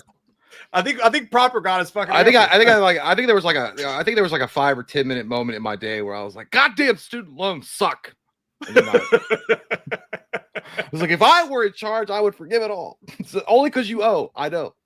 Sean Higginbotham says, Mike, I used to own Tales from Beneath Your Mom. Remember that? Riding in vans with boys, the Urethra Chronicles. Yeah, I remember. Mad TV skipped it. Sean's fucking, he gets it. Tales from Beneath Your Mom was like this old school flip book about the Blink-182 history. It was made by, I think, Mark's sister, which was great. Still have my copy of that one. Riding in Vans with Boys. If you're a Blink fan or a Green Day fan, fucking one of the greatest. The quality is shit now. You can watch it on YouTube, but like it looks like dog shit. But it was about the tour where Blink took a bunch of dudes who like to get fucked up on the road with them. They were called Cut You Up, and they would let them play the parking lot at all the shows, and then they recorded it and made a documentary about it just to see what it was going to be like. And it had Blink partying, it had Green Day partying, it had these Cut You Up guys. The dark future of that DVD, by the way, is that Tom, when he got divorced from his wife, married one of the guys from Cut You Up's, I think, fiance at the time. He's now married. Up's a band? Yeah, they were a band that Blink took on the road with them. Oh my God. But she's now married to Tom. But they're all friends now. Like Tom just recorded one of their albums or something, so apparently it's under good stuff. But yeah, dude, can I borrow your black eye mascara and your black lipstick? Cut you up. I'm just serious. I'm kind of like loaded. I don't know. Yep, dude, that's where I get the joke that I stole from Tom, because they had Tom come on the bus and got him all fucked up, and he was sitting there with a bottle of tequila and he drank it. And he's like, "There's alcohol in this." He's like, "I can get addicted." And that's where that came from. Good times. Great to meet you. Austin, I've always wanted to bring home a stripper. In fact, that's what my dad did, and now I'm here. Hey, all right, congratulations, your dad did it right. All right. Don't we all though? Is that a thing though? Like, is that a thing? Hell no, dude. No, like you never, like in your single days, wouldn't it be some sort of like an Xbox achievement to Xbox fuck a stripper? Nah. Like, I'm not saying it's good for your health, but I'm like, yeah, but isn't that kind of like I fucked a stripper once? Yeah, but then the DLC is chlamydia treatment. Yeah, you don't want to get a rock star. I don't want to fuck with that. Or like her baby daddy come over and beat the shit out of me or something when they find out where I live. I have an embarrassing story that I'll share with you guys. There was a strip club that you can go to before you're 21. When you're 18, you can go to the strip club. It's called what's it called? In Lexington, not Spearmint. I know what you're talking about. I can't remember the name of it though. I don't think it's there. I don't think it's there anymore. It may not be. No, it is. I think it's just a shithole. But like, no, you could go in there. They didn't sell alcohol. It was a strip club that didn't sell alcohol, but it was awesome for you when you were 18 because you could go. Anyways, we used to get in. We were like 16. We would get in, and this one time I paid the same girl, to get like 2 dances in a row, and I thought she really likes me. I was like, she really likes me. She was good at her job. Way she's rubbing her booties in my face. And never do this. But I made a critical error, a rookie mistake. And after the second dance, I was like, you should let me take you out to dinner sometime. I'm fucking 16 years old. And I'm there with a bunch of fucking hot girls from high school that would never usually give me the time of day. But for some reason, I'm with these popular hot girls at the strip club. And we're drinking and stuff, but it's under the table and other stuff. And anyways, she comes, she's like, I'll think about it. And I'm like, oh, fuck yeah. So she comes around a couple times to our table throughout the night. And at one point she comes over and it's like, dude, she really likes me. She's really like into me. Dude, I was sitting right next to this really cute girl from high school. It was so embarrassing. And she comes over and the stripper comes over there. And I'm like, hey. She's like, yeah. And I was like, so have you thought about it? And dude, like loud enough for everybody at the table to hear it. She goes, dude, I'm just trying to work here. Ooh. Like, oh, God. Reminds me of that meme where that guy, that old man with the mustache going, ooh. Yeah, dude, this shit hurt deep. And the girl next to me goes, what did she just say? And I was like, don't worry about it. We're friends. It's inside. It's an inside joke. I mean, yeah, dude, yeah, those strip bars, man. Oh, it's a dark day in the paradise when you find yourself there after a while. After you have a couple of drinks in you, and you're like, oh my God, I'm in this fucking place, and it's like the devil's crack. And all these chicks. I don't think I've been to one. I've never. Well, we went to. You and me went with Eric. Yeah, I only got one strip like lap dance ever, and then that was the worst. I felt like I was Weekend at Bernie's, like drunk out of my mind. Like I sat there like I'm like the fucking corpse from Weekend at Bernie's, and she was like, ooh, you know, doing her thing. I'm like, I don't give a fuck about any of this shit. Because I was like, I was hammered, and then on top of that, I was in a fight with my ex slut, and then on top of that, I was like, I know you're doing this for a job. Like it's just like this is a transaction. So my head was like, it was like I don't know, I can't get into it. That's the smart way to go about it. And actually, like, no dudes will be honest with you all about this, but this is the actual truth, at least in my opinion. I think that dances at strip clubs are some of the most awkward interactions that ever happen. You might be horny enough to do it, and that's fine. But you sit there and like you can't touch, right? And I'm so afraid to like fuck up that I'm like I won't let my hands move. And they're all like, and like doing their shit and like putting their booty in your face and shit. And it's like, and like you're like, do I smile? Do I act like I like it? Like you don't want to act like you like it too much to be like a perv, like, yeah, mommy. Yeah, dude, it was like, so you're just like that was probably one of my top 10 most awkward moments I've ever had in my life. That whole situation, because it was like she didn't have to worry about my hands, dude. They were like limp to the side. I was just out. Like I was like, what is this? I don't fucking know. And then she was like rubbing her boobies in my face. Like, God, your fucking hair. Like I could smell the baby oil. Like it's like. Then I was like, all right, are we done yet? I was like, all right, it's a good time. Let's go. I'm done. Dude. The truth is, once you get back there, the only thing that does get me though, that makes it a lot less awkward, is when they get up in your ear. And they get up in your ear and they're like, oh, no, she like right in your ear. I'm like, oh shit. This chick knew I wasn't into it. So she was like a I don't know, an electronic creature. She was just like an android. That was like I looked up at one point in her face and it was like she was like thinking of anywhere else to be but there. I'm like, I feel the same. That's what tricks you though. I think when they get like all the way up and they put their like tongue in your ear and they're like, oh my puppy. Like, okay, well, she actually really likes me now. Because I bet they don't do that for everybody. And they do. They really do. They do it for everybody. Yeah. Yeah, they do. Sean Higginbotham says, I'll have more questions later. Okay, well, we'll be expecting them. Proper says, I turned 27th on the 12th. What are you guys doing at the age of 27? I bet it was funny as hell. Dude, I don't know. Like 27? 27. That was 42 years ago. Yeah, it was 1,000 years ago. What was it? I was doing it 27. Well, I was already dad, so it couldn't have been too crazy. 27. So 27 would have been what? That would have been 20. Oh, no, not that long ago. 12 years ago. Yeah. Yeah, just 12 years. That was around the time the channel was starting. Well, it's about that time. So 12 years ago would have been. Oh, no, it wasn't. No, because we started in 2012. Yeah. So like 2013, 2014. I don't math. 2013, 2014. I was probably working 12-hour shifts fucking, and we were doing the channel at the same time. Probably this. We were probably doing this, but we were doing it in my living room. I was making videos. I was learning about the magical properties of slut voodoo and the fallout. Were you single at that time? Yeah, that was my divorce was finalized in 2014. Oh, so I can tell you exactly what we were doing. Yeah. I was crying in a fucking cup of beer, and then saying, I always knew that she smelled like other people's cum, but I never wanted to admit it. Yeah, likely at this point, at the exact age of 27, Jay and I were somewhere together, really fucked up, and I was trying to match Jay's darkness with my own and be a good friend. And we reached a level of drunk, unbeknownst to normal humans. It was probably funny. Looking back on it, but at the time it was probably like, we should have wrote songs. We should have wrote songs. We would have been Cut My Life Up or whatever that band was called. Jay was probably trying to stop me from getting in my truck to drive and fight his ex-wife's new boyfriend in a Kroger parking lot somewhere.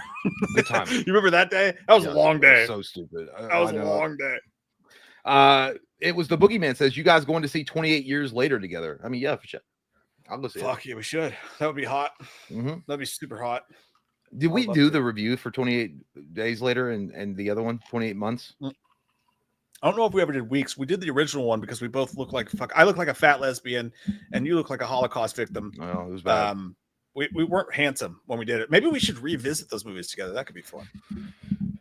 Gay. Yeah, a little bit. Extremely. Sometimes. Extremely. Austin says, thank you, Dean Cream Between, for the gayness commentary. Austin says, you guys ever pee next to your boss at work? I have. Didn't mean for that to sound like Eminem. Seriously, though, do not recommend. Have I ever peed? No, I've never.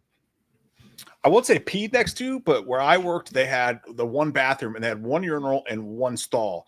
And one time I was getting off work and dude, we had this new boss who was such a fucking turd of a human.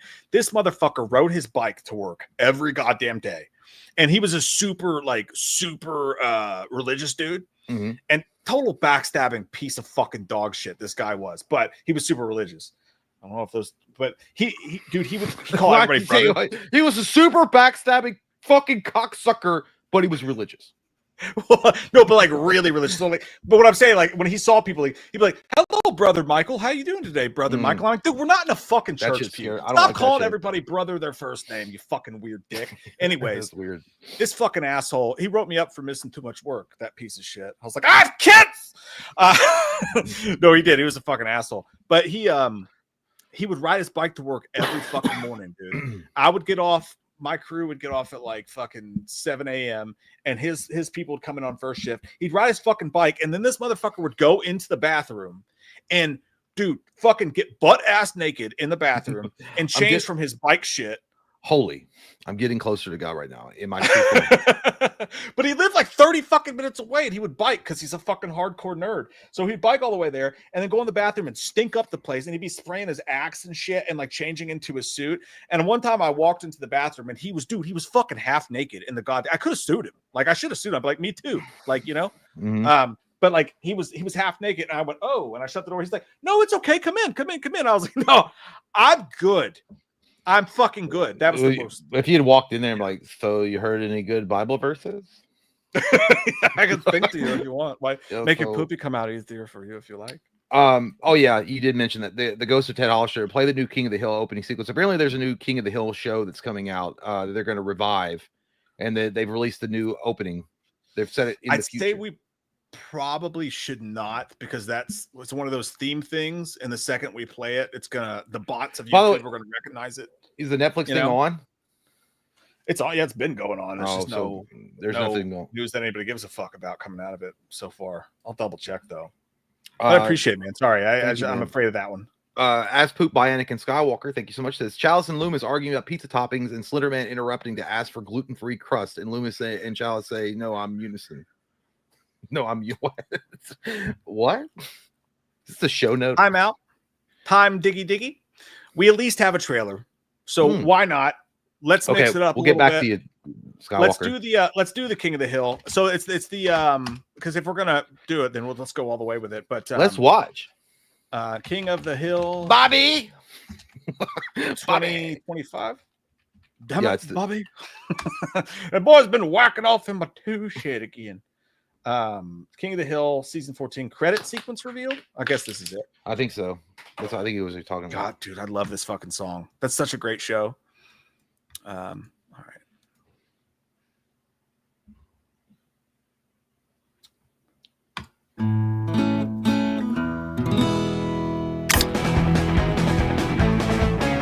That's me and Mike just doing commentaries.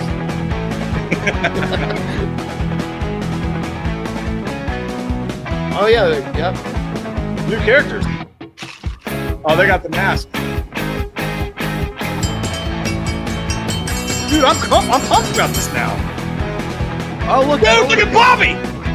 Oh shit! That's awesome. I'm glad you had dude. us do that.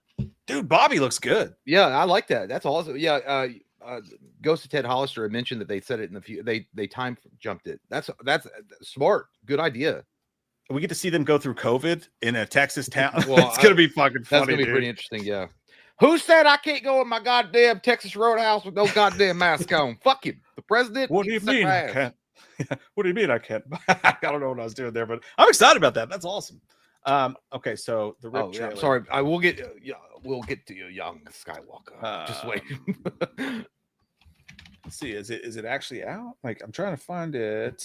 There's a new trailer. Ben Affleck and Matt Damon, a crime thriller movie. The Rip trailer. I said rap the first time. Okay, here we go. No, that says 4 months ago. Let me see if I can find it. By the way, I saw the Smashing Machine trailer in the theater. God damn, it looks fucking good, dude. Oh yeah, dude. I can't wait to see that. Well, where the fuck? So they just unveiled it, but they're not. Okay, you can't see it. I guess it's not online. Never mind. Son of a bitch. Garbage fuck shit.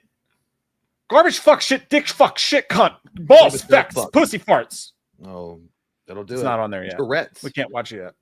Oh well, then we'll go back to As Poop by Anakin Skywalker. So, are you asking us to argue about pizza toppings and then Slenderman to interrupt to ask for gluten-free crust? That's a lot. You're doing a whole skit there. Pineapple doesn't belong on pizza. Everyone knows it. Just like you don't belong in any side of a woman because you will spread nothing but disease and rot. I will roll up this pizza in a circle and fuck it with my wiener. I bet you look like a rolled up wiener. Will you care then if there's pineapple on it? No, you'll eat it anyway because you love the way it tastes. Excuse me, you love it. Excuse me, step right now. Me got gluten-free crust for everybody. Stop being like crazy right now. It's good for you. I'm fine with that. I'm fine with that. That's fine. Thank you so much. It was a good gesture. I don't know who you are. I'm not gonna be weird about it, but appreciate you. I'll eat it.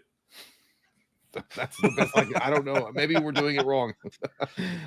Robin Barker says, Mike, do you think the rumors of Scream 7 and 8 being shot back to back are true? No.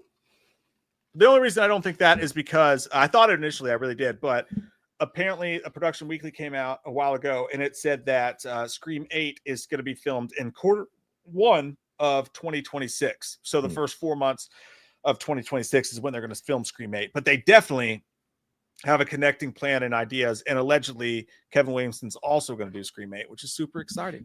Well, like it would be interesting. Like I would only imagine them doing back to back, like Scream 7 and 8, if it was like a part 1 and a part 2 situation.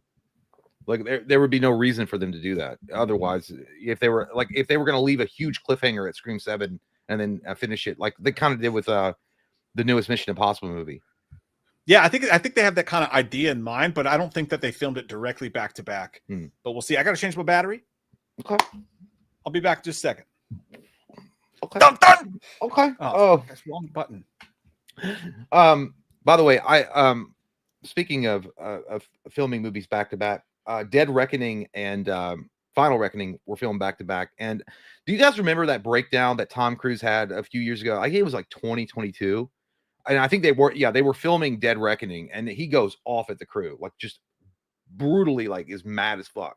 And you know why? And if you listen to that reasoning, is that the guy, apparently the dude that was on set that was in charge of like making sure everyone was like doing the safe distancing thing and was like ignoring all the rules and like going up to people and hanging out with them and not putting a mask on and all that shit. And Tom Cruise was mad about that because at the end of the day, he was like, hey, but, people are depending on these jobs, like if if you're going to be an asshole and like risk everyone losing their job by ignoring these rules in place, agree or not, whether or not it was like an agreeable thing, of course, but that's why he was pissed off. And the director of Dead Reckoning and Final Reckoning was the one that actually came out to defend him. Look, God showed his wiener.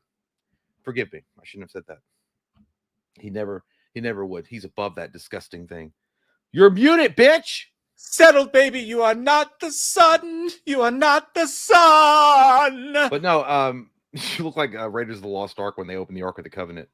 No, but I was telling him about only because he was talking about filming back to back. You remember that video that came out a few years ago about Tom Cruise losing his shit on the crew during Dead Reckoning? And people are like, oh, he's an asshole. But he was like, if you listen to the video, people actually listen to the audio. It was because he was afraid of people's jobs. He's like, people are like going to lose their houses and they depend on this job and like putting food on the table and stuff like that. And like that. And he's like, I'm on the phone every day talking to insurance companies. And that's true. And the director of Dead Reckoning and Final Reckoning came out and he backed up what he said. He's like, who he's actually addressing with 5 people, but one of them was the one in charge of like maintaining the 6 feet apart, and like he was supposed to be the guy that was making sure all that shit was followed, and he was ignoring the rules. So that's why he was so pissed off. And I gotta be honest, Holly's right. I remember that with Michael. And, you know what? The fact is, like, I know that Tom Cruise is a kind of a weirdo with Scientology, but dude, I think he does care about people though. I think that he legitimately like put all that shit on himself, and he's like, I'm a fucking huge celebrity, so if this movie gets shut down, I'll be cool, I'll be fine. I got a lot of money in the bank. These guys that depend on this film working and being out there, they lose it. They don't get their money if you guys fuck this up. I gotta type in Chalice. I was trying to look that up because that Michael Myers. I mean, and to be honest, like I just watched an interview with him, and then somebody was like, "Do you know how I treat Surrey?" I'm like, "Yeah, okay." Here's the thing about Surrey, his daughter with Katie Holmes. They don't have any contact with each other. Apparently, they haven't spoken to each other in like 10 years, but he still pays for all of her schooling and her medical expenses. And he, I can't. Like the Scientology stuff. There's some obviously it's stuff. Weird. Obviously, I don't, and then he's talking about his adopted kids, Connor and I can't remember the daughter's name that he adopted with Nicole Kidman. They still have a relationship together, but they're like, Surrey doesn't. I don't think, but either way, I think he's a good guy. I just think he's a little strange, and it sucks, dude, because I know that. He gets shit on a lot about, but again, he's paying for her fucking college and her medical expenses, and he's been doing that forever. She doesn't want anything to do with him either. So it's not like it's not either or. But it's definitely a separate the art from the artist situation when it comes to Tom Cruise, because his art's just so good. And I know this is off on a tangent, but I just, when you were mentioning back-to-back filming and it popped in my head, I think Tom Cruise is actually legitimately a good guy, and not to mention the fact that after the success of Final Reckoning, he went out of his way to actually thank the crew and the people that worked on the movie, and like he doesn't have to do. A lot of these celebrity assholes don't do that anymore. Yeah, 100%. Like his personal life questionable, no doubt, but there's no doubt also it's unquestionable that professionally he's a great person to work with. I feel like. Yeah, well, here's the thing: if you're in charge of a production or not in charge of, I think he was a producer on Dead Reckoning, and the whole thing can get shut down. Like you're literally ice skating on a pubic hair of getting the movie shut down, and you know how much it costs and how much how much it means to a lot of people that aren't working. Like as a celebrity with like 50 or 80 million or more money in the bank, you're cool if they say we're not going to do it. But then the people that are like, hey, I need this check. Yeah, and dude, you could go as far as to say that what he did with some of those movies, like Top Gun during the pandemic, that they saved Hollywood. They saved Hollywood's ass. That's there's actually a thing going around now calling Tom Cruise the last movie star. Yeah, and he might be, because not only is he like very like is he always humble? No, like I know about the Matt Lauer. He's like, you're so glib. You're so glib. When he was talking about, like, obviously that was dumb and like that comes off as bad. But I'm saying, like, generally speaking, I think he appreciates where he is and what it took to get there. And he also understands and knows that the only reason why he's there is because of people that support him and the fans. I feel like this whole thing turned into a huge cocksucking contest with Tom Cruise, and I'm winning. But I'm just saying, like, I think that he's a genuinely good dude, and I do feel bad for him where people like talk dog shit on him about his sign. I think Scientology is fucking weird. I don't get me wrong, 100%, but it is like he seems like a genuinely good guy. Speaking of making things happen during COVID, here's Jay and I parodying Tom Cruise's. You do it. Huh? I really got to go pee, but enjoy. No, go ahead. This is Jay and I parodying. This is Jay and I throwing together Michael Loomis skit during quarantine. A parody of Tom Cruise freaking out on the set of Top Gun. Michael! Hey, Michael! What the? Pull that down! Yes! No, don't goddamn cowboy and Indians me. What the fuck are you doing? Where's your mask up? What the fuck is going on? Huh? Michael Myers with a wedding ring. God damn, we are the gold standard, Michael. You get it? They're back in Hollywood right now making movies because of us. God damn.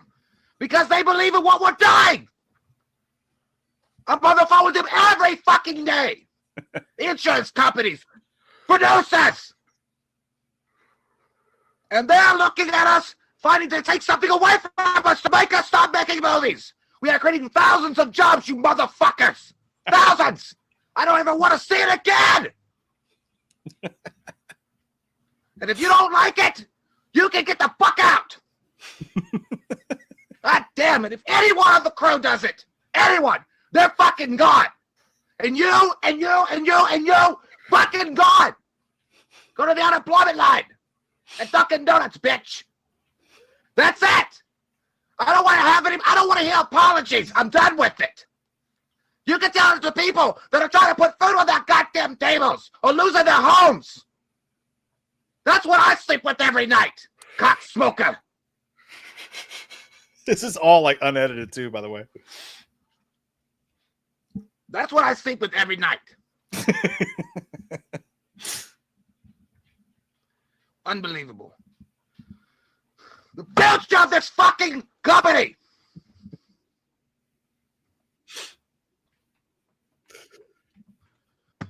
If I see it again, that's it. It has the same dramatic pauses as Tom Cruise. You understand what responsibility you have? If you can't be responsible and I can't deal with your logic, then you're fired. God, out the door. That's it. That's it. You can pull your hoodie up and look like a hobo bum from the sidewalk of 7-Eleven, but it doesn't change the fact. I'm the one that has to deal with this shit. So next time that you all are standing around the computer, jacking your meat places, maybe think about that. I mean, you can look at him, it doesn't matter, because he's probably going to get fucking fired. The absolute disregard for safety and for the selfishness that you and the crew displayed, putting everybody else at risk and their jobs. You're telling the truth. Mind-boggling. He's speaking truth. Michael's actually kind of freaky looking right there, dude. It's actually kind of scary. There's too much eyeball. Yeah, there's way too much eyeball sticking out. You look like a guy that like asked a girl out in the mall, like near the Spencer store, and she said, "No, you're a fucking freak," and you're like, "I'll show you a freak." It's not good. That's not good at all. All right, where were we here? I don't think there's anything coming out yet from Tadum. As Poop by Anakin Skywalker says, Brett screwed Brett. Yeah, that's true. Like 100%. That's true. Yeah. He was his own worst enemy. Attitude. That's his attitude. Billy, there you go. Hi, Charles and Lobos. Today's dinner menu is knuckle sandwiches, can of whoop ass, and a side of curb stumps on the house. The only person that should have had their ass whooped is your mother for birthing a creature like you from the hills of Nevada, and the hills have eyes. You're disgusting, Billy. I don't like you at all. You're disgusting and you scare me. Knuckle sandwiches. It's spelled, you don't spell it right. Keep talking to me like that, I'll take you in the back and fuck you. Oh my God. I will. Disgusting. You know, I think it's funny, by the way, when we go into characters, we lose like 15 people. Like every time. Yeah, like people are stumbling in. They're like, "What the fuck is this?" Yeah, it's like I'm not watching this dog shit. Dirk Diggler, thank you so much. Says I went to a strip club midday. Oh man, that's the worst time. And in between strippers, even worse than that, the stripper would disinfect and wash the pole before they dance. Pretty ghetto. Oh, yeah. No, dude, No, that's actually sanitary. I've watched that shit though. I know exactly what he's talking about. That they do that. But yeah, dude, midday going to a strip club. Woo, you've had a bad day today.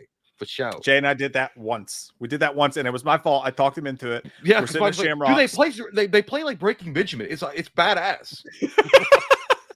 I did. That was my exact fucking argument. I can't believe you remember that. Mm-hmm. No, but like listen, like so I worked third shift and I'd get off in the morning and Jay was single, so I'd be like, dude, I want to go have a couple drinks. So we would literally go day drinking at like early morning hours, and we went to some bar. I think it was Shamrocks, and it was depressing as shit. It was full of nothing but just like old alcoholics just sitting there, you know. Yeah, and like we're leftover from the tap.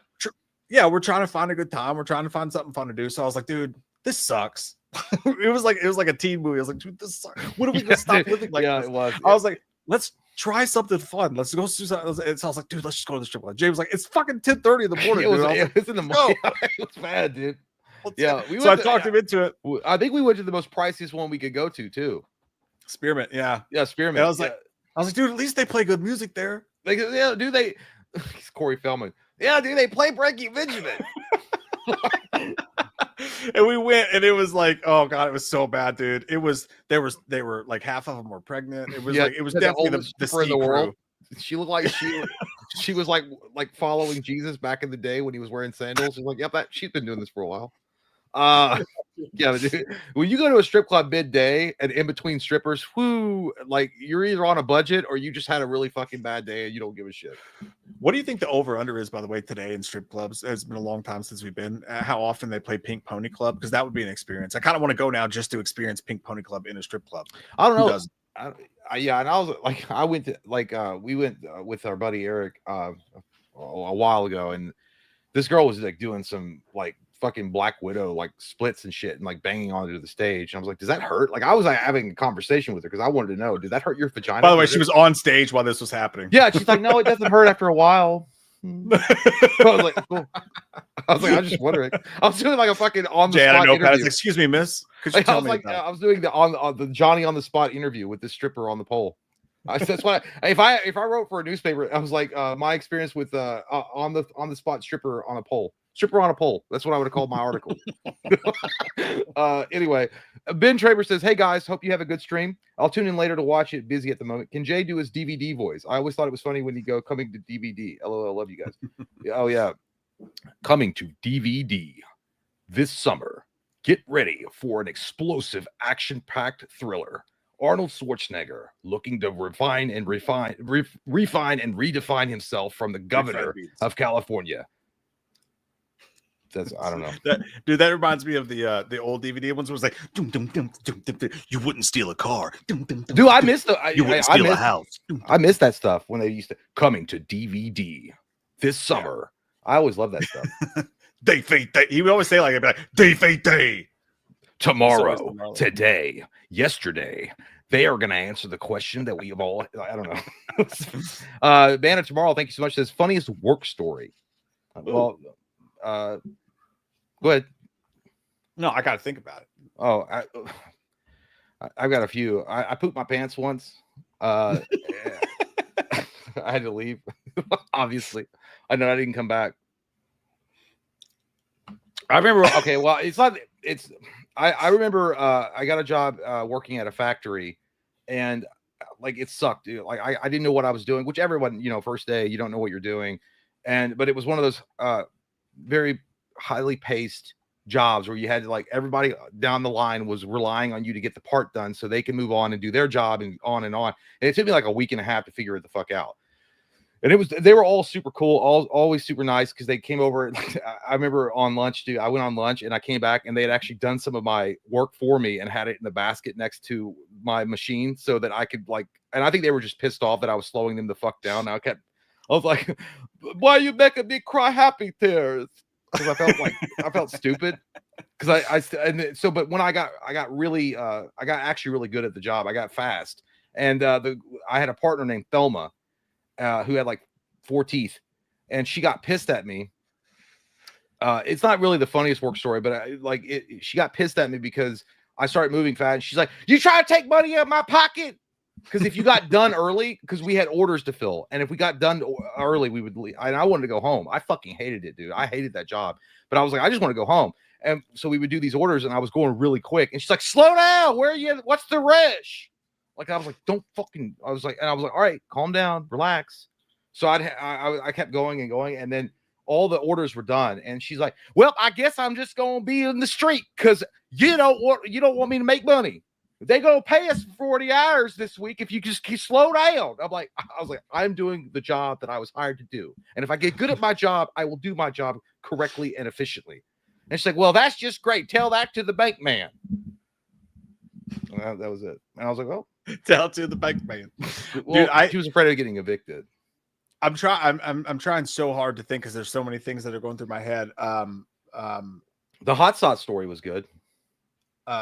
Well, I had I used to work with a bunch of firefighters when I did security, and they one motherfucker made salsa using pepper spray mace in the salsa, and I tried some, and I was like, I like hot foods, and tried it, and then I answered the phone, and my tongue swelled up, and I was like, and I literally couldn't speak. And then one time the firefighters took mayonnaise packets, and they ruffled them up so far, and they put them directly under the toilet seat. Dude. So that when you sat on the toilet seat, dude, you had your pants down around your ankles. You sat on the toilet seat, and it would push the mayonnaise packets, and it would squirt mayonnaise into your fucking degenerates. Fucking that was pretty good. But the only other one I could think of off the top of my head was so right when I had like a high up job at the logistics place that I was at, I was like a newly manager or whatever, and my boss was always up my ass about stuff because he knew I like to fuck around. Like, I got shit done, but I always used to like do dumb shit too. And dude, he showed up in the middle of the night one night, and I had no idea he was there. And there was these cubicles, and my team knew I like to fuck around or whatever. And I was like, I'm gonna go to the gas station and get some Slim Jims and shit. So I went to the gas station at like 4 a.m. right? And I get back in the building, and I walk down the hallway, and it's so quiet in there. I slapped all the lights in the building off like at once. Like, everyone's working and they're doing like important shit and like on the phone, and I fucking slapped all the lights in the building off, and I screamed as loud as I could. Like, I just went like, ah! Like screamed.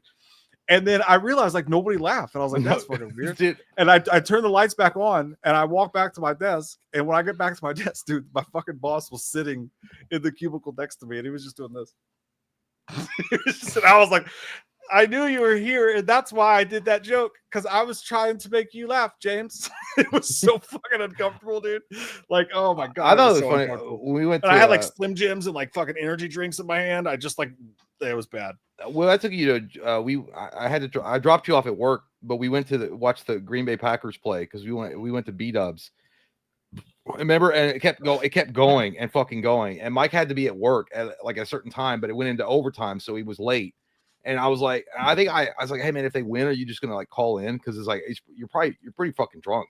And he was like, no, I gotta go. I was like, all right. And then I think they wound up losing or something. So I had like, it was across the street, and I took him and dropped him off. And I think Mike told me that he's like slept under his fucking his desk. Yeah, dude. I did. Oh yeah, that was.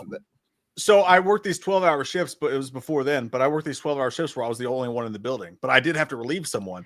But the Packers were playing the Arizona Cardinals in the playoffs, and Jay took me to work that day because we went to Georgetown beat up to watch the game. And like you said, they went into overtime. And like that was the one where Aaron Rodgers threw two. That was fun though. We were getting the whole fucking bar hyped there. Everybody was like cheering and shit. It was fucking awesome. Dude, he threw not one but two Hail Marys to force overtime. And it was getting closer and closer to my work start time. And dude, I probably had 6 tall boys. Like, you were drunk. Yeah, you were hammered.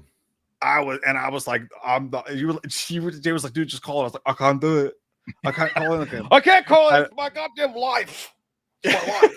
I was like, all right, man. But there was like, that was an easy shift. Like almost nobody would call. You get random phone calls throughout the night. But dude, yeah, when I went there, I relieved the girl, and she was trying to talk about, like, yeah, it's gonna be a good night. Dude, the second she went out, I crawled underneath my desk and just laid down on it was hard carpet too. It was a hard carpet, and just fucking slept. And then the phone finally rang at like 2 a.m. and woke me up. And I was so pissed when I answered the phone. The truck driver was like, man, you're an asshole. I was trying to Just give me the numbers. It was Yeah, bad, dude. It was well, not good. yeah, I didn't go. Well, I guess technically I was at work drunk when I worked at well, I used to work also in a mail sorting room. That's the one, Daniel. I worked in a mail sorting room, and Mike and I had gone out to karaoke that night, and I had to be at work at 4:30 in the morning, and I worked till like 11 something. I don't remember. I think it was like that. And I had this Serbian boss. He's a nice guy, but he's also like he was a non-stickler. Like you had to be on time and do your job and all that shit. So I was like, the bar closed at 2:30. I was like, I'm fine. I'll just go home and sleep real quick and get up and go to work. Not what happened. I went home. I did one of those crash sleeps. Slept in the parking lot. No, I crash slept like for like 30, 40 minutes. And then my alarm went off. I couldn't even take a shower. I got in the car and I went to work, and then I slept for 2 hours. So I was 2 hours late. And when I got into the building, my Serbian boss started he never came in the mailroom, but he came in the mailroom that day. And I worked with a stoner dude, and he was like, I didn't say nothing, bro. I'm like, what are you talking about? Like, I didn't I was just like playing that game. Like, I don't know what you're talking about. I was like, I was late because I wasn't feeling good. That's it. And I was like, I'm still here though. I'm separating this mail like a motherfucker. I'm doing awesome.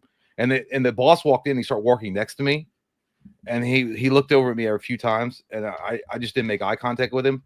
And then he left, and on our lunch break, the stoner kid was like, he knew you were drunk. I'm like, what are you talking about? I'm not drunk. And he was like, no, he told me, he was like, Jonathan's probably drunk. I could smell it on him, but he seemed like he was going through a hard time, so I'm not going to try to cause issue. And I was like, that's sweet Bulgarian man. I was like, that was a Serbian. I was like, that's nice of him. He's like, yeah, but the stoner kid was like, yeah, but if you come again, I got to take it to higher management. It's like, okay. I was like, yeah, but that was it. But maybe not the funniest, maybe more the saddest.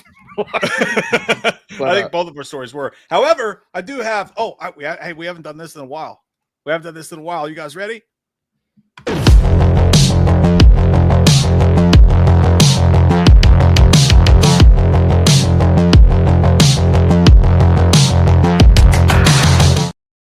I like when he goes chaka chaka.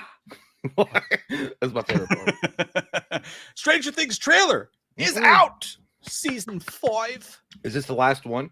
I wonder. I think it's they're probably doing it like 17 parts, but I think it's like a 2-parter. Yeah. No, I'm saying the last season they're doing it. Yeah. This is the last song. All right, you guys ready? Yes. Let's watch the things that are strange. Sucking, fucking, and touching. I think about that night all the time. When she stole. The night it came for you.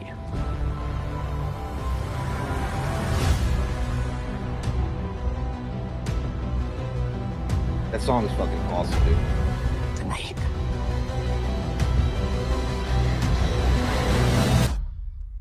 All of this started. Oh shit.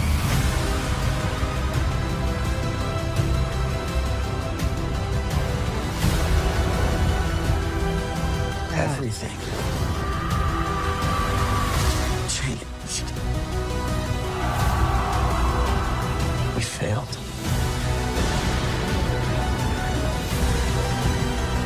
But we need to be ready.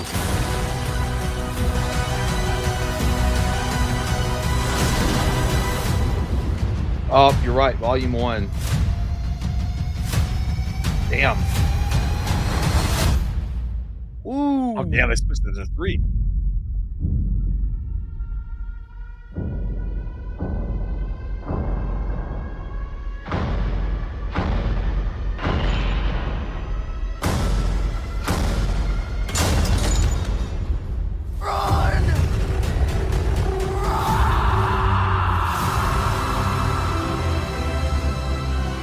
That looks pretty dope.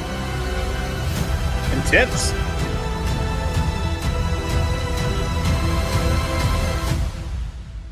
Oh, there we go. The final season. It's about time. Ta-da. Okay, so not a lot of new footage. It looked pretty good though. What they showed was intense. Yeah, it was intense. What they did. I gotta be honest. I hope they do like a super bigger, better, badass like recap at the beginning because I don't remember. like I have to go back and watch season 4. No, I'm pretty sure I reacted to a stunt that happened like several seasons ago there because yeah, I knew all. I gotta refresh. I remembered everything like when they were showing clips of it. Like I remember those particular moments, and I saw the newer stuff, but I got to refresh myself a little bit on where we're at in the story. But it looks pretty dope. I mean, honestly, they're doing a great job with what they've got going on. And and by the way, I'm glad they're ending it now because you don't want to be like Cobra Kai where it's going to be 3 more seasons well beyond the fucking expiration date. And I think that they're there already. I mean, like these kids were supposed to be like little kids on bicycles, and now they're like in their 20s and 30s now.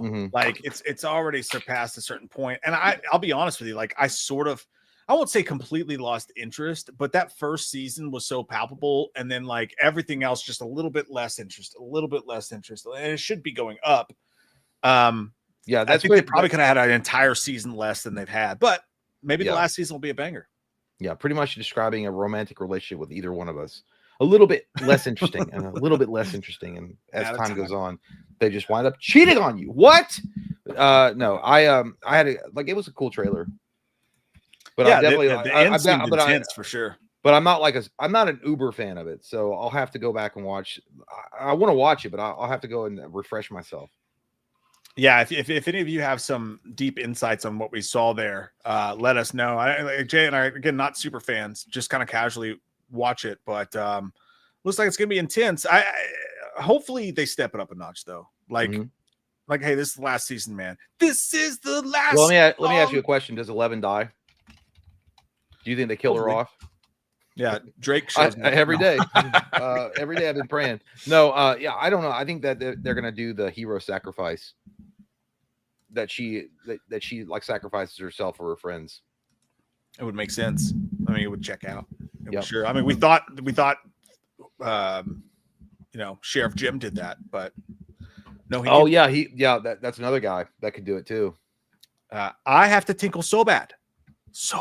Okay. Well, I'll wait for you to come back. Bad. Well, because we've got the next super chats for both of us, so I'll wait for you to come back. I'll be right back. Okay. And now we're going to be live together. We're going to talk to each other live. Guardian Beardser says, I think Linda Hamilton will be 11 from the future. Is she in it? Hey, D-Lan. 11 dies in episode 1. Spoiler alert. Shut up, Damien. Damn, you're already going to like fucking this up. I could see that happening, though. To be honest, I could see them doing that weird shit like that. Brandon says 11 dies, but somehow 11 returns. Yeah, don't worry about how. It's like the Star Wars story. Don't worry about how Palpatine came back. We don't need to get into that. He just somehow returned. Great writing. Cinderella says, hey, Jay, got my Halloween 6 NECA. Should I open it? Fuck no, dude. Don't you fucking dare. Well, hey, you know what? Open it if you want to. Enjoy it. Pose it in the way that you want to, but personally, I wouldn't. I keep that shit in the package. I have a family that works on that set. That's cool, man. Venom says, have you ever had 8 Domino's pizza drunk? Absolutely. That's what it's there for. Pack Attack. Hey, Jay, how you guys doing? It's been a while seeing you guys live. Hey, doing good. Doing good. Not bad. It's been a minute. Hope you're doing good. Deshaun Cheney, Jay, you would have a great gaming community. You would, I don't know, man. To be fair, like gaming, I've talked about it several times during live streams about interested in doing something like that, but I just like even in, like I was going to play like an RPG, like say I was going to stream Elder Scrolls Oblivion remastered. I take 1,000 years just to get through the fucking customization of your dude. But Bunny says, Jay, you ever think about going into voice acting? I have actually. I don't know how to start. I just gave up. I was like, I don't know where I'm supposed to go or who I'm supposed to talk to, because it seems like such a niche thing. But I'd love to do it. Man, yeah, loving Butts show. I've been waiting. No, someone said to like ever do like voice acting. I would love to do that. That would be awesome.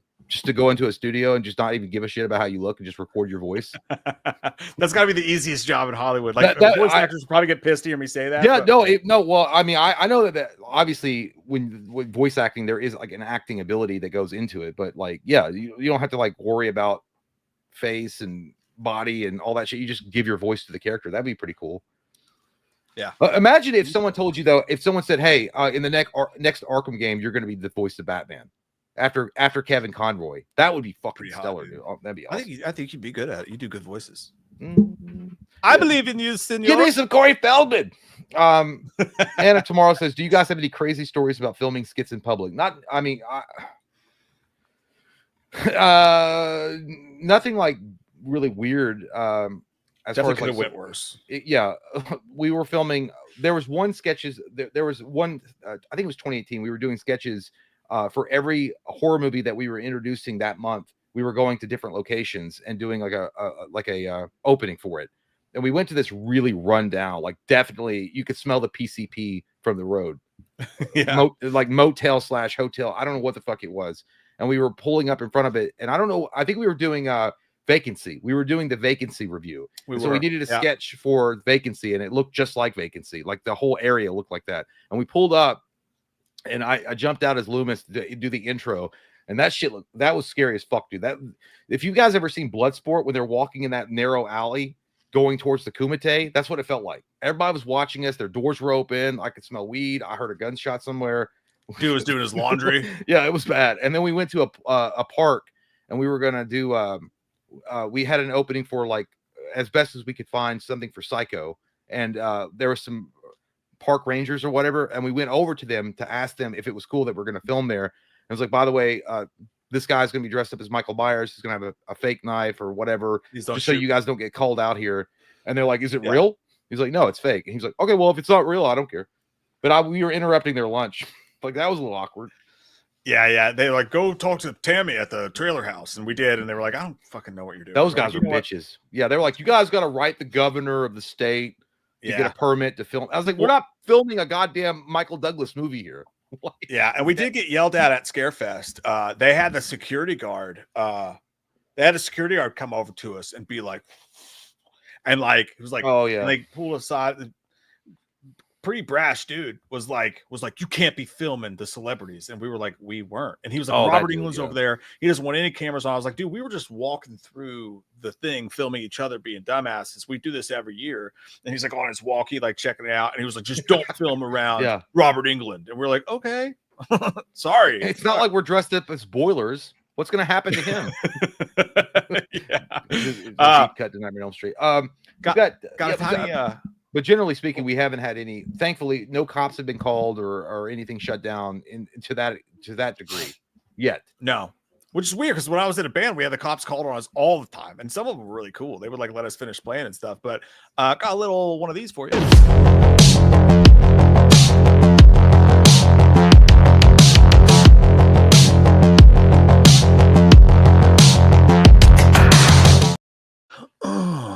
Ready to go. I wanted to end with that, like, Jonathan Nichols sent this over. Thanks, buddy. We do have a trailer for Guillermo del Toro's Frankenstein movie coming to Let us see. Netflix. Let's check it out. I had determined that the memory of my evils Shitty CGI should die with me. Oscar Isaac. It looks like a Some music of what I video. will tell you is fact. Some is not. But it is all true. I love that movie. Pan's What Labyrinth. manner of Great. creature is that?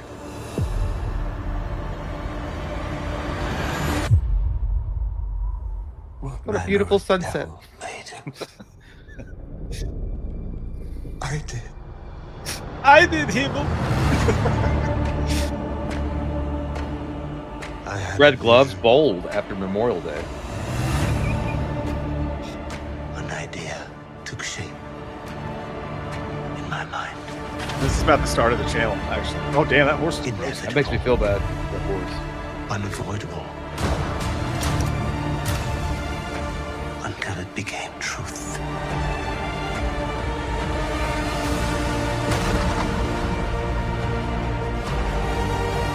pretty epic, actually. Oh, I fuck.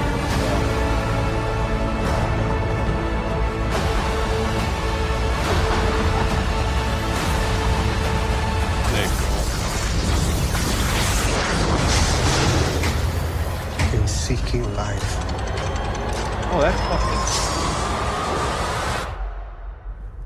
I created death. Damn. Dude, that looks fucking awesome.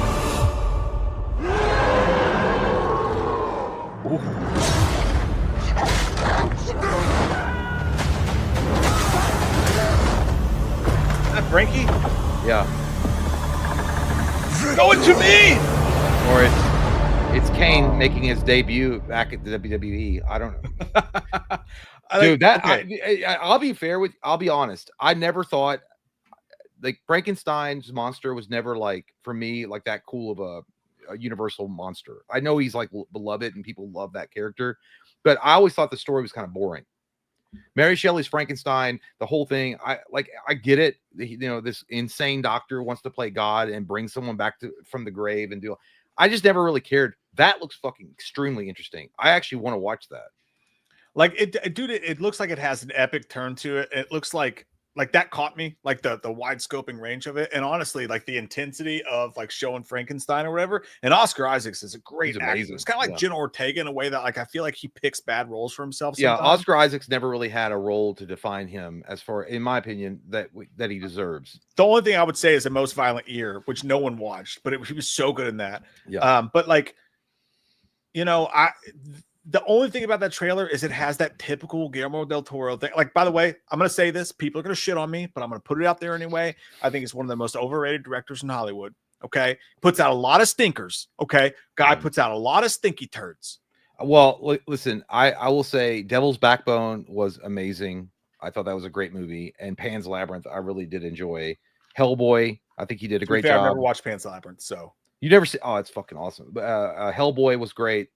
But no, yeah, as far as like everything that Guillermo del Toro does, no, it's not like gold.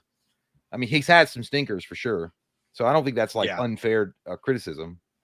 Yeah, I think a lot of his movies have like just a bad look to them, and I feel like this doesn't really put that case away. Like there are some really bad CGI looking shots in that, but the epicness of it, I will watch it. I'll say that. I think it looks really good. At least attached enough to want to see it. I want to see what Frankenstein looks like. But if he's full of CGI ass, it's going to ruin the movie. No, he looked like it didn't look like they were like relying heavily on CG. Like at least with the Frankenstein monster being out, you know, with the fucking cane coat on the boat. And you're right, rebuilding. Like I don't like Harry Potter. I don't like Lord of the Rings. I'm probably like the last person who should be giving you an opinion on Guillermo. I don't. You got to do yourself a favor and watch Pan's Labyrinth. The thing about Pan's Labyrinth is it's all I think it's Spanish or it's Portuguese. I think it's one or the other. It's all subtitled. But dude, that story, the way they tell the story, it's so fucking great. And the way they shoot it, it's amazing. But either way, this actually does look like an interesting take on Frankenstein, and I hope that they do focus more, and it seems like they will, on Dr. Frankenstein. Did we see Mia Goth in that trailer at all? I don't think we did. I could be wrong. Mia Goth is in that movie, but I didn't see her. Well, yeah. Well, the idea, because the thing about Dr. Frankenstein is that he's an obsessed mad scientist type of dude that is wanting to. He's very much like Alec Baldwin in Malice. In here, I am God. Like he's obsessed with the idea. Like he can, you know. I hope that, and I think they're gonna do that. It looks cool to me. I don't know. And again, to me, Frankenstein will always be the weaker of all the Universal monsters. It just is what it is. You got Wolfman, you got Dracula, even the fucking Mummy and Creature from the Black Lagoon, in my opinion, outrank Frankenstein. Yeah, like I dig Frankenstein. I don't think that we've had the quintessential Frankenstein film yet, but I gotta tell you guys one more time, just prepare yourselves. Just one more time. One more time.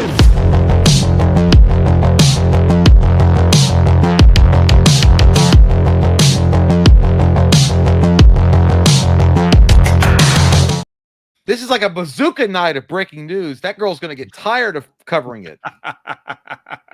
Someone was like, I'm tired of that song. I'm like, I'm not. So I think it's cool. Start your own channel. You can play whatever you want. If I were a wrestler, I would come out to that song. It hits in the right way. I'm not sure if this is breaking or from a little bit ago, but we got a new Happy Gilmore 2 trailer. Oh man, let's check it out. My name is Happy Gilmore. 30 years ago, I decided to give golf a try. But even when you're at the top of your game, you can always shank one. Happy Gilmore sucks. Oh, eat a bag of chips! there you go. How are you going to put Vienna through ballet school? It's $75,000 a year. That's 4 years. That's 333 grand. That's terrible math, Johnny. It's 300 grand. I wouldn't even know where to start. Let them see the happy I fell in love with. Come on, you gotta do it, Dad. All right, let's go. Go get him, Dad. But I'm not the chick. I know how to do it, Dad. Let's go. What the hell is happening? Happy Gilmore is breaking in yet another caddy he just met. All right, we're gonna go. See, but you bring those. Those always come. All right, that's it. They got a strap if you want to use the strap. Happy Gilmore didn't have things flowing on the first film. Check out the name tag, grandson. You're in my world now. I got you a little something there, Pop. We're like Tiger King Everyone is talking about a comeback kid. Happy Gilmore. Happy Gilmore. Happy Gilmore. You've been watching me play, Mr. Gilmore. So inspiring. My dad loved you, man. I am so sorry. Give him here. I got some Gorilla Glue. Remember the happy place I went to? You go to yours.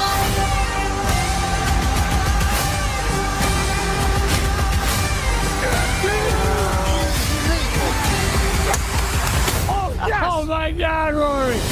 Jackass. Bingo. Oh, shit, that guy. You stole my life from me. Why would I want to steal the life of somebody who eats pieces of shit for breakfast? I don't know if that's gonna work. I mean, I don't know, man. I'm still torn. Yeah, that's 50-50. Like it can go the way of like it's gonna be great, but it can go south really quick. Like for some reason, like movies that have sequels to films that were like huge in the 90s, Dumb and Dumber, Happy, they just don't. They won't pull the fucking trigger, and they don't want to be that way anymore. So I don't know. It could be good. There were some moments in there that obviously we laughed at, but Dude, you know what I get? What scares me about that trailer is two things. Like, from the first two trailers they showed, I was like, this seems like too happy. It seems like they're trying to make a feel-good family flick when Happy Gilmore worked because it was in the 90s and because they made some crude jokes, and it was shocking a couple times, like with some of the funny shit that they did, especially when he put that nature of comedy in golf. And that the first two trailers seemed like Hallmark movies kind of. This one, they did go back to the comedy, but to be honest with you, dude, like 90% of that was just them redoing the same jokes they already did in the first fucking movie. Well, there's no new jokes there. The beginning when he's like, eat a bag of obviously he's gonna say dicks. Which like I like. That yes, go lean with that. Be like water. Be like that. Be pure. But I don't know if they're gonna keep on that and they're gonna be like, no, now we're gonna refocus the film and make it more dramatic. And like you said, make it family oriented, where, you know, Happy's just doing it for, you know, the love of his daughter and like making sure that she's proud of him. I don't know. Like, like those kind of films, like when they do sequels to like raunchy comedies from the 90s and they try to do it like that. Like, dude, this is going to be stupid. Like the fans that show up are expecting, because they're the old school fans. They're expecting a certain type of comedy level, and you're not going to bring that because you want to make it more, you know, sensitive and shit. I don't know if that's going to really work. Yeah, and again, like that's really the main thing, dude. Like almost constantly that entire trailer. Like, don't get me for a trailer. It's like, oh, cool, it's that guy. Oh, cool, it's that guy. Oh, they're doing Chubb's son. Oh, okay, they're doing this. But like, dude, where's the new jokes? Yeah, like, but the whole point where he was just like, a bad remake with Shooter McGavin. Yeah. I'm sorry, when you do Shooter McGavin, you got to do that. But when he's like sitting there and he's like, why would I want to steal the life of someone who eats pieces of shit for breakfast? I mean, that it sounds so creepy and corny. It just doesn't work. I agree with you, dude. I'm still not sold. I'm not a big hater or anything like that of Adam Sandler, but I think that Adam Sandler only fits in certain types of movies, and I think that He's only good personally in small waves. And like when you try to make him more like he wants to be the sensitive guy in a comedy and in a movie known for raunchy comedy, it doesn't work. Yeah. Like dude, you know what probably would have been a way better idea is that they actually just went away from golf, and it was like he was trying to do a new sport or so. Maybe not even that. I just, again, dude, like, yeah, I think we're in trouble with this one. I think, and it also seems like the plot seems so stuff. Like those are his kids, then he's got a daughter, then they're trying to do the callbacks to the other. Now I think it's a fucking. Well, I think it's a thin plot. That's what I think. I think it's thin. Yeah, the entire thing is thin, and they're like, well, here's the thing. And I understand, like, you put it on Netflix, it's cool, whatever. Why didn't you put it on the silver screen? Were you not confident in it making the money that you thought it was going to make if you put it on the silver screen? To rely on that nostalgia to get people's asses. I mean, maybe, and he'd even been talking about earlier, like doing a Billy Madison sequel. There's no fucking way. There's no way. Like Happy Gilmore is already an impossible Tom Cruise challenge, Mission Impossible type of situation. You're gonna do Billy Madison? No, the Madison. You're never gonna get away with the shit they pulled with Billy Madison ever again. No, dude. And people keep mentioning Dumb and Dumber 2. I will say this, though. I will give Dumb and Dumber 2 credit where it deserves. Go back and watch, like today, like this week. Go back and watch Dumb and Dumber 2. Is it as funny as Dumb and Dumber 1? Lord, no. However, I will say this, dude. I have no problem with that movie. Like, I really don't. Like, I watched Dumb and Dumber 2, and it's like, it's not as good, but it's kind of nice to catch up with these characters years later, and I still get some laughs out of it. That seems way more nostalgia driven than Dumb and Dumber 2 was. I feel like Happy Gilmore 2, I think that super fans of Adam Sandler are going to love it. But people that aren't super fans that just liked the movie when it came out, or even people that just discovered it, are going to be like, it kind of feels like a watered down original Happy Gilmore movie. Take it or leave it, nailed it. It's just milking the greatest hits. Yeah. Well, that goes back to the creative bankruptcy that Hollywood is suffering right now. They don't know how to make new shit, and they can't, because as far as like comedy goes, they're afraid to fucking make anything raunchy. They're afraid to make anything like that pushes the limits or tests the narrative. They don't want to do it because they don't want to get labeled as hate speech or some other bullshit. That's the reality of it. Yeah, I keep like, what was in your mind? Just think, like, what was the last fucking movie that you remember that came out that they were like, I don't give a fuck, I'm just making a comedy movie, this is jokes, this is like meant to be funny, we can laugh at it, we can have a good time? And the one that pops in my brain right away, boom, and I know there's others, but it's Tropic Thunder. Yeah, and that was like 2008. That was like 2007, 2008. And like, even then though, that wasn't safe, because then they came after RDJ a few years ago about playing the character that he played in the movie. And they were like, accused him of all this racist shit. I'm like, dude, it was a fucking movie. It was a joke. Nobody gave a fuck about it. Said there's been a lot lately. Actually, I'm not even arguing with you. I'm just, I want to know, like, what comedies have come out lately that you think are really hilarious. Maybe the Other Guys was great, but that was also in the state. That was years ago. I could be wrong. I'm not saying, like, I've not seen every fucking movie under the sun, and there maybe have been some independent films that have come out that just don't give you Ricky Sticky. It was funny. Yeah, like I said, I'm sure there are, but like big giant budget Hollywood films that are going to be on the silver screen for everyone to enjoy and laugh at and have a good time with, you just don't see it very often anymore because everyone's fucking scared. Yeah, like I've not, and dude, like literally, like no one will mention it, but comedy it really is fucking dead. And you can't say that because then you get lumped in with a bunch of Elon Musk shit. Like, no, but really, like, dude, look at the movies that have come out. There are so few actually funny comedies. And dude, we're literally like, I mean, this is crazy to me. An entire genre of Hollywood is gone. It's fucking gone, dude. Yeah, because like an entire leg of fucking movies, horror, action, comedy. Fuck, comedy's dead. It's gone. Well, I think that I think that comedy is dead in the way that there's not great, but it was a show. There's not a Hollywood production that will go into like full on, like, let's just have a good time and let them go and be there and do their thing. I think there's comedians that still do it, like Shane Gillis, Deadpool. Deadpool's like the closest we get. But again, like all the fucking hair pulling and nail pulling that Ryan Reynolds even had to do to get that movie made and keep Marvel out of it, their fat fucking fingers from ruining it. Jay and I love The Watch, by the way. But Love that movie. again, yes, The Watch was great, but that came out that was like The Watch came out. Was it 2019? I don't remember when it was. It's been a minute, but those kind of movies you don't see very often. So of course they still happen. 2012, dude. 2012. Jesus Christ, you see? Yeah.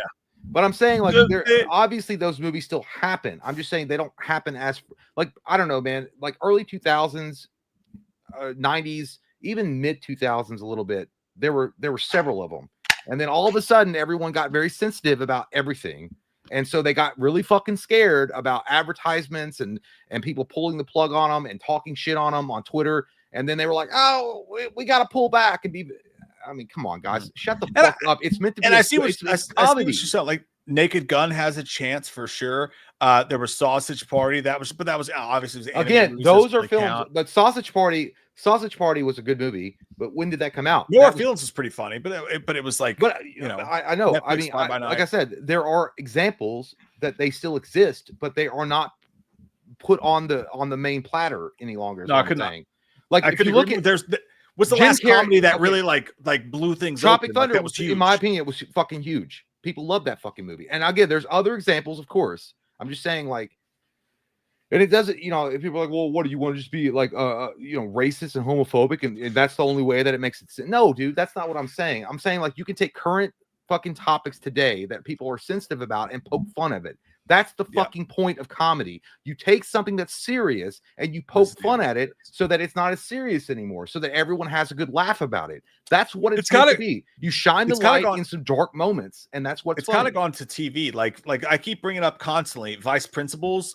Danny McBride's doing it. Danny McBride's one of like the only people doing it. With Vice Principals, with what's the other show about the Christian people? The Righteous Gemstones. They're doing it on TV a little bit, but like, dude, if you go look at the 90s and like you look at the years and you look at the constant hits, like huge hits, Hollywood's literally missing a limb. I mean, it's missing a fucking limb because they're scared. They're pussies.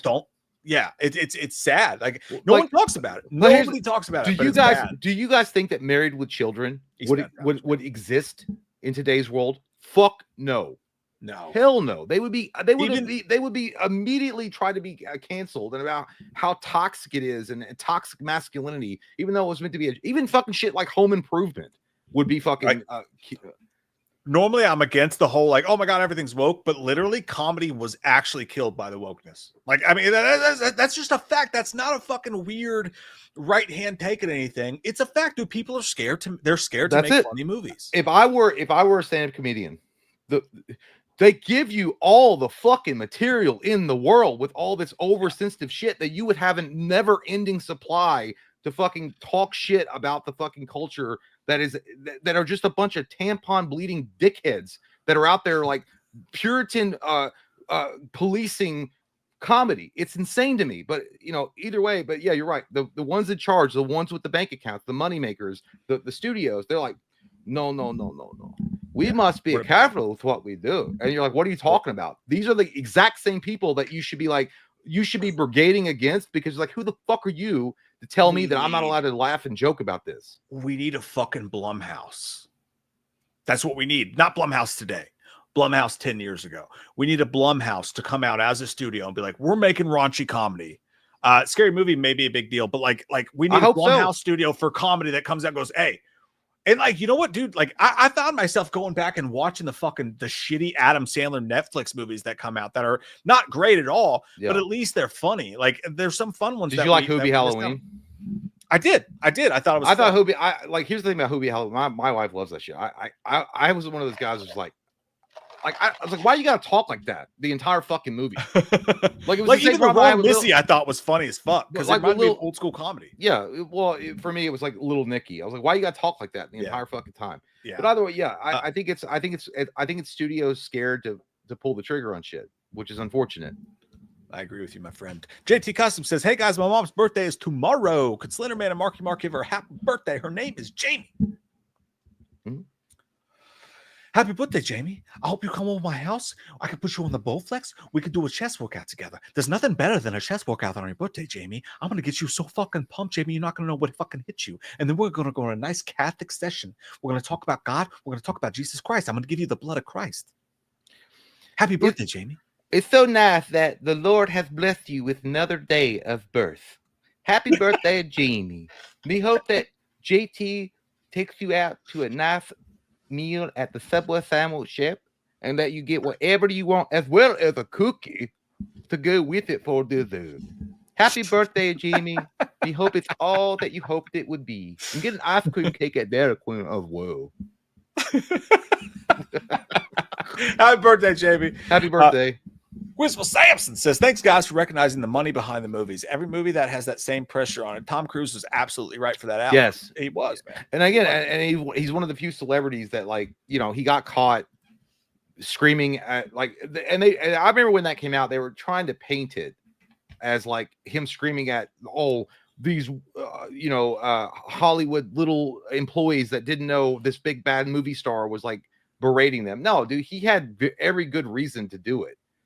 And like, I think I didn't know the full story. I think Mike didn't know the full story back when it happened. And we did a parody of it. We would have done a parody of it either way, because that's what comedy is supposed to be. You make fun of shit that happens, right? So, but yes, absolutely. Like, he had smells like poop. But yeah, he had every right to be pissed off. And I agree with him 100%. Like, some little dick face that doesn't care about, you know, other people that are relying on a job, and it could potentially be shut down and take money out of their fucking mouth, or I'm sorry, food out of their mouth, because their family now can't get that paycheck they were expecting. It's a really shitty thing, dude. And so I feel for him in that particular instance. But yeah, like he like Tom Cruise literally, like without him like really going for it, look at that disgusting behavior. It's disgusting. Jesus won't love you. He won't love you for that. But yeah, Tom Cruise, man. He really is. I actually agree with the statement and the sentiment. The last true movie star. Because like, if I were in his position, or Mike, or both of us, or whatever, and we were in this Hollywood elite level, I would thank fans all the fuck. I'd be like, dude, this is the most blessed job, or like the most like not given job, not given, but like a privileged job that you could ever fucking hope to get, like ever, being an actor on fucking screen. Yeah, and making millions of dollars. Do your job. It's like Christian Bale said. Oh, good for you. That guy, no, the Christian Bale thing, I understand like him getting mad about that particular, but that was a totally different thing. Like, that was just him getting mad that that guy ruined his performance. Yeah, no, yeah, I get that too. Like, sometimes outbursts, dude, sometimes you need a fucking, I'm going to say the word, people don't like it. You need an alpha on set to be like, hey, get your fucking shit together, bitches. And yeah, sometimes Jay and I have to do that to each other. Yeah, he should have just said that. Bitch! He said, do you motherfuckers never want to work again? Great. Come here, Mike. Have you heard any news on the Clown in a Cornfield sequel? Love your fucking faces, Mike J. Love you too, Gary. Gary. Nothing yet. But it seemed like a pretty low budget affair, and it seemed like it did decent enough. I would expect they had plans to make a sequel. I expect a Clown in a Cornfield sequel in some fashion. Hopefully we get it. I hope so. I don't know if it'll be a wide though. I don't know if it made enough damage to do that. We'll see. JT, so I watched A Nightmare on Elm Street Dream Warriors. 11/14 was better. Dude, you know what? At this point, JT, Owsley, we might as well live stream the fucking movie. We might 11/14. He always talks about sponsored by 11/14. I swear to God, dude.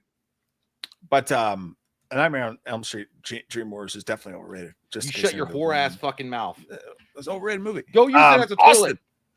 Austin says, when I get dominant during Randy Savage playtime, I always use Jay's DVD voice. She really responds to it.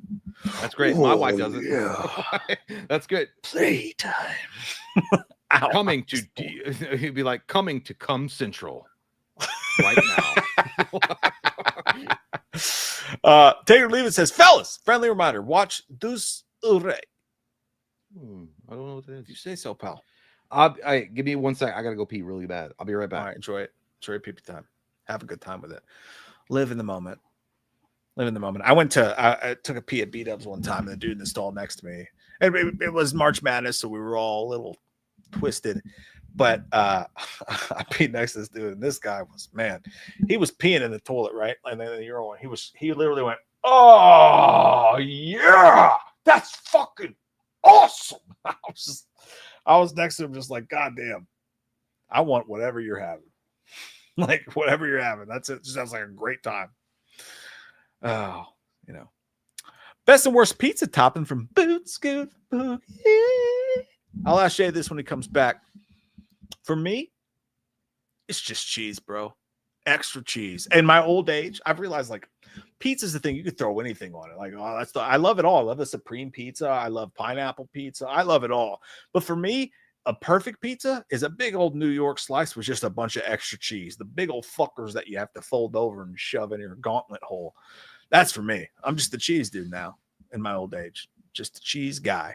Otherwise, what am I eating? A fucking quiche? I'll ask Jay when he comes back, though. Tyler, new trailers have dropped for Happy Gilmore 2 and Del Toro's Frankenstein. I fucking know, Tyler. I fucking know. You probably said this before we watched them, but I already fucking know, Tyler. You motherfucker. Huh? You motherfucker. You know what time it is. Michael Parton said, were you fans of Frankenstein with Robert De Niro? I never watched it. Never saw it. I'm pretty confused to this day about who Frankenstein actually is. Mary Shelley, the guy who made him, the fucking Steve Buscemi who killed a kid. I don't know. I don't know who Frankenstein even is. I'm really confused with the whole Frankenstein situation. Child of the Corn on Fireness. 2000's Christina Ricci, or 2010's Hayden Penn. Oh, dude, I'm going Ricci. I can see you. Jesus Christ, it wasn't ready yet. Dude, all right. 2000's Christina Ricci or 2010's Hayden Penn. Easy Ricci for me. Way more interesting. Hayden Penn's like one that like you're gonna have to take to a steakhouse. It's probably gonna be boring. And you're never gonna be able to follow Ricci that. Yeah. Feels like there might be some stranger things. And I'm way more into that. I would definitely Christina Ricci for me as well. I think that she's like one of those hot to trot voodoo chicks that would be like, oh my God, I'm going to cast a black magic spell on you. I'm like, oh my God. Hayden Penn or Hayden Panettiere. I can't say her last name. How the fuck are you going to follow a Klitschko brother's dick? I didn't even think about that. You're correct. Yeah, dude. Like a 7 foot fucking boxer that was like a world heavyweight champion. No way. We're done here. Yeah. Good call. Hey, by the way, what's your favorite pizza topping? Jalapeno.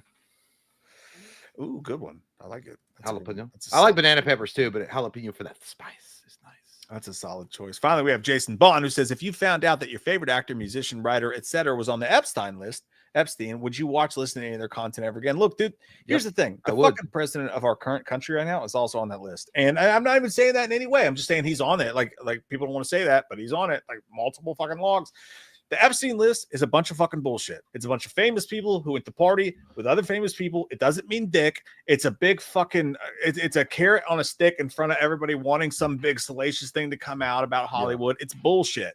It's bullshit. Well, I look at it I was a piece of fucking dog shit who will burn in hell for eternity. But he hung out with a bunch of celebrities. What else is there? Why are we acting like this is something else? Because I don't agree with the person's personal, mistakes they made and the terrible things they might have done. It doesn't mean that I can't enjoy, like a song they made or a movie they made. Like this is the same argument that goes back to like, well, how dare you support Jeepers Creepers because that guy was a pedophile? Yeah, he was. But that doesn't mean that I can't fucking enjoy the goddamn movie. I'm only talking like I could be like that person's a piece of shit that made this shit. You know what I mean? But I could still enjoy the works they did create. I don't have to like them personally. As put by Alex Towers says Trump's not on. Let's do the list is like he's on. Like there's pictures of them hanging out. I mean, I'm not saying he did anything. I'm just saying like that's a fact. Like they hung out all the time. Well, like, it was a business flight. I'm not saying he did anything, but like to pretend it didn't happen is crazy. Yeah, but not even like I just say that generally speaking, there's a lot of people that are in music and movies and TV shows that you enjoy that have probably done some really terrible things, but that you don't have to agree with what they've done, and you can be like you're not condoning it by enjoying the whatever their shit they put out. Like if I don't know, like that's a dumb argument. Like not that your question's dumb, but people that get mad about partied with Diddy back in November of 1997. But like people that doesn't mean we did anything wrong. Yeah, baby oil was crazy expensive. Nowhere. But I'm saying like people that say like, well, I literally remember watching this guy on a live stream. It was a Dead by Daylight live stream, and I commented because someone had asked him about like new killers that were going to be introduced into the Dead by Daylight universe. And I said, oh, it would be really cool if they introduced the Creeper from Jeepers Creepers because he is a cool bad guy. He's a cool horror character. And they're like, oh, so you support pedophilia? Of course you do. And then I fucking went off. Like I got timed out by that fucking guy. Like he timed me out. He was like, I don't know what I think my script was J Blaster 5-1 or something. It was like whatever. And he was like, hey man, calm down. We're not, because I fucking went off. I was like, you dumb motherfucker. Like I was like, and all the shit was asterisked out. So it's just one of those things. Yeah, no, it's just one of those things. Like that list is so stupid and useless, and for some reason we're still hanging on to it. Hey, like, I don't even know why. I'm not going to prove anything ever. Hey, release the fucking list. Where's the fucking list? It's all redacted. If the list has the president of the United States on it, and no one does anything about that, what are they going to do with it if fucking Matt Damon's on it? Nothing. It doesn't mean shit. It's useless. I think that he's a famous fucking dude who hung out with famous fucking people. Like, why are we still talking about it? There's so much more shit going on in the world than that stupid fucking list. Brandon here says the list that's online full of Hollywood people is actually fake. The real list is Bill Clinton, Trump, Prince Andrew, Alan Dershowitz, and Senator George Stevens. I think, listen, I don't know what's on the actual list. I'm sorry. What's on the actual list? I don't know. I don't follow it that closely. But at the end of the day, like, there's a lot of powerful people, I'm sure, that participated in the Epstein Island event. And it's not just celebrities and musicians. There's a lot of politicians. And it's not just Trump. There's a lot of fucking people that were on that list or not on that list, but whatever, are associated in some way with fucking Epstein. The fact of the matter is there is not going to be any type of fucking prosecution. So who gives a fuck? That's my problem. Yeah. My problem is if these people did bad and they did awful things, and then arrest them and put them in fucking jail, but you won't do it. Yeah. So who gives a fuck? At this point, dude, it doesn't matter who hung out with who. Like, dude, look at the fucking guy who did the X-Men movies. What's his name? Bryan Singer. Yeah, dude, that dude hung out with all sorts of famous people, did all sorts of horrendous shit. Like, and don't get me wrong, all the people who did bad shit should burn in fucking hell, and they should be murdered in Times Square in front of fucking everybody if you're a pedophile and you touch kids and you do any of that stuff. But we don't fucking know. Like, thousands of people shook hands with Bryan Singer. Thousands of people shook hands with Jeffrey Epstein. It is a non-starter. It doesn't fucking matter. It's literally trying to get you to not focus on what really matters in the world, which is the fact that thousands upon thousands of kids are being sex trafficked right here in the United States every day, and nobody in the government wants to do shit about it. We'd rather talk about the Epstein list. There's a lot of fuck. How about we focus on saving kids? I've always thought, like, yeah, dude. Like, and we're not trying to get into like some political shit here, but like, sorry, but honest to God, dude, like, there's so much shit going on with this country that can be fixed and can be worked on, and that should be the main focus. But it seems like that's what everybody's worried about, is stuff like that. Of course, I would want to know what kind of pervert, nasty motherfuckers were on that list, but at the end of the day, they're not going to get prosecuted because it's all theatrics. Like, I've literally watched multiple times on YouTube videos where they have these hearings, and they catch these motherfucking slimeball politicians lying. They catch them, and they prove it. They fucking lie. They defrauded the American people. Guess what happens? Zero fuck. Nothing happens to them. Nothing. Don't care then. If they're not going to have any kind of justice, I don't give a shit. So if that list was put out tomorrow and it had no names were redacted, it wouldn't change a fucking thing, because they won't prosecute the motherfuckers on it. And obviously you have to have proof, right? You have to have proof. It's not just one of those things. They're on a list. You have to have proof that they participated in something vile to be able to move forward with the legal battle against them. But the point being is that we are in a situation, and it's not just Trump. Biden did it. All these politicians do it. They distract from certain things, because when certain things get too hot to talk about and things are looking bad, they distract. They throw a fucking alley-oop to make you look over there so the guy can slam dunk over here. That's what it is. It's like, and people are like so blinded with stupidity. They're like, I want to know, like, while your fucking house is burning down behind you. That's what I'm saying. It's the old catch and release. Everything that goes on in the world today. Everything that goes on in the world today. Immigration, fucking Doge, fucking whatever you want to name. That all they talk about is that shit. There are children that we know that we know about, that we have lists about, that we have IP addresses about, that we know what's happening, that are being sex trafficked right now. And they could do something about it, and they don't. There's also that is way bigger than anything else in the fucking world. As human beings, our number one priority as humans on this fucking earth should be to protect children, and it's a non-starter. We'd rather talk about fucking using trans bathrooms. We'd rather talk about fucking Target. We'd rather talk about fucking, fucking whatever. It's embarrassing. Well, that's how I feel. The trans thing, whatever. But I'm saying, well, I will say this though: there are kids in supposedly the richest nation. No, I get it. Earth. No, but there's kids in the supposed richest nation on earth, the number one superpower, that literally go. I feel like I'm going to be like Larry Jones, like feed the children, but they go to bed hungry and they're homeless.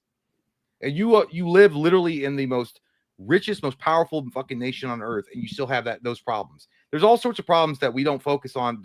There's vets that are fucking homeless. There's people that don't get like Medicare or health care, but you want to, I don't know. Anyway, you don't want to, that's what I'm saying. Like, I didn't want to get into the political side of it, but I will say, I will say this, Republican or Democrat, when you see their theatrics on C-SPAN and they're, oh yeah, fuck that motherfucker, suck my dick.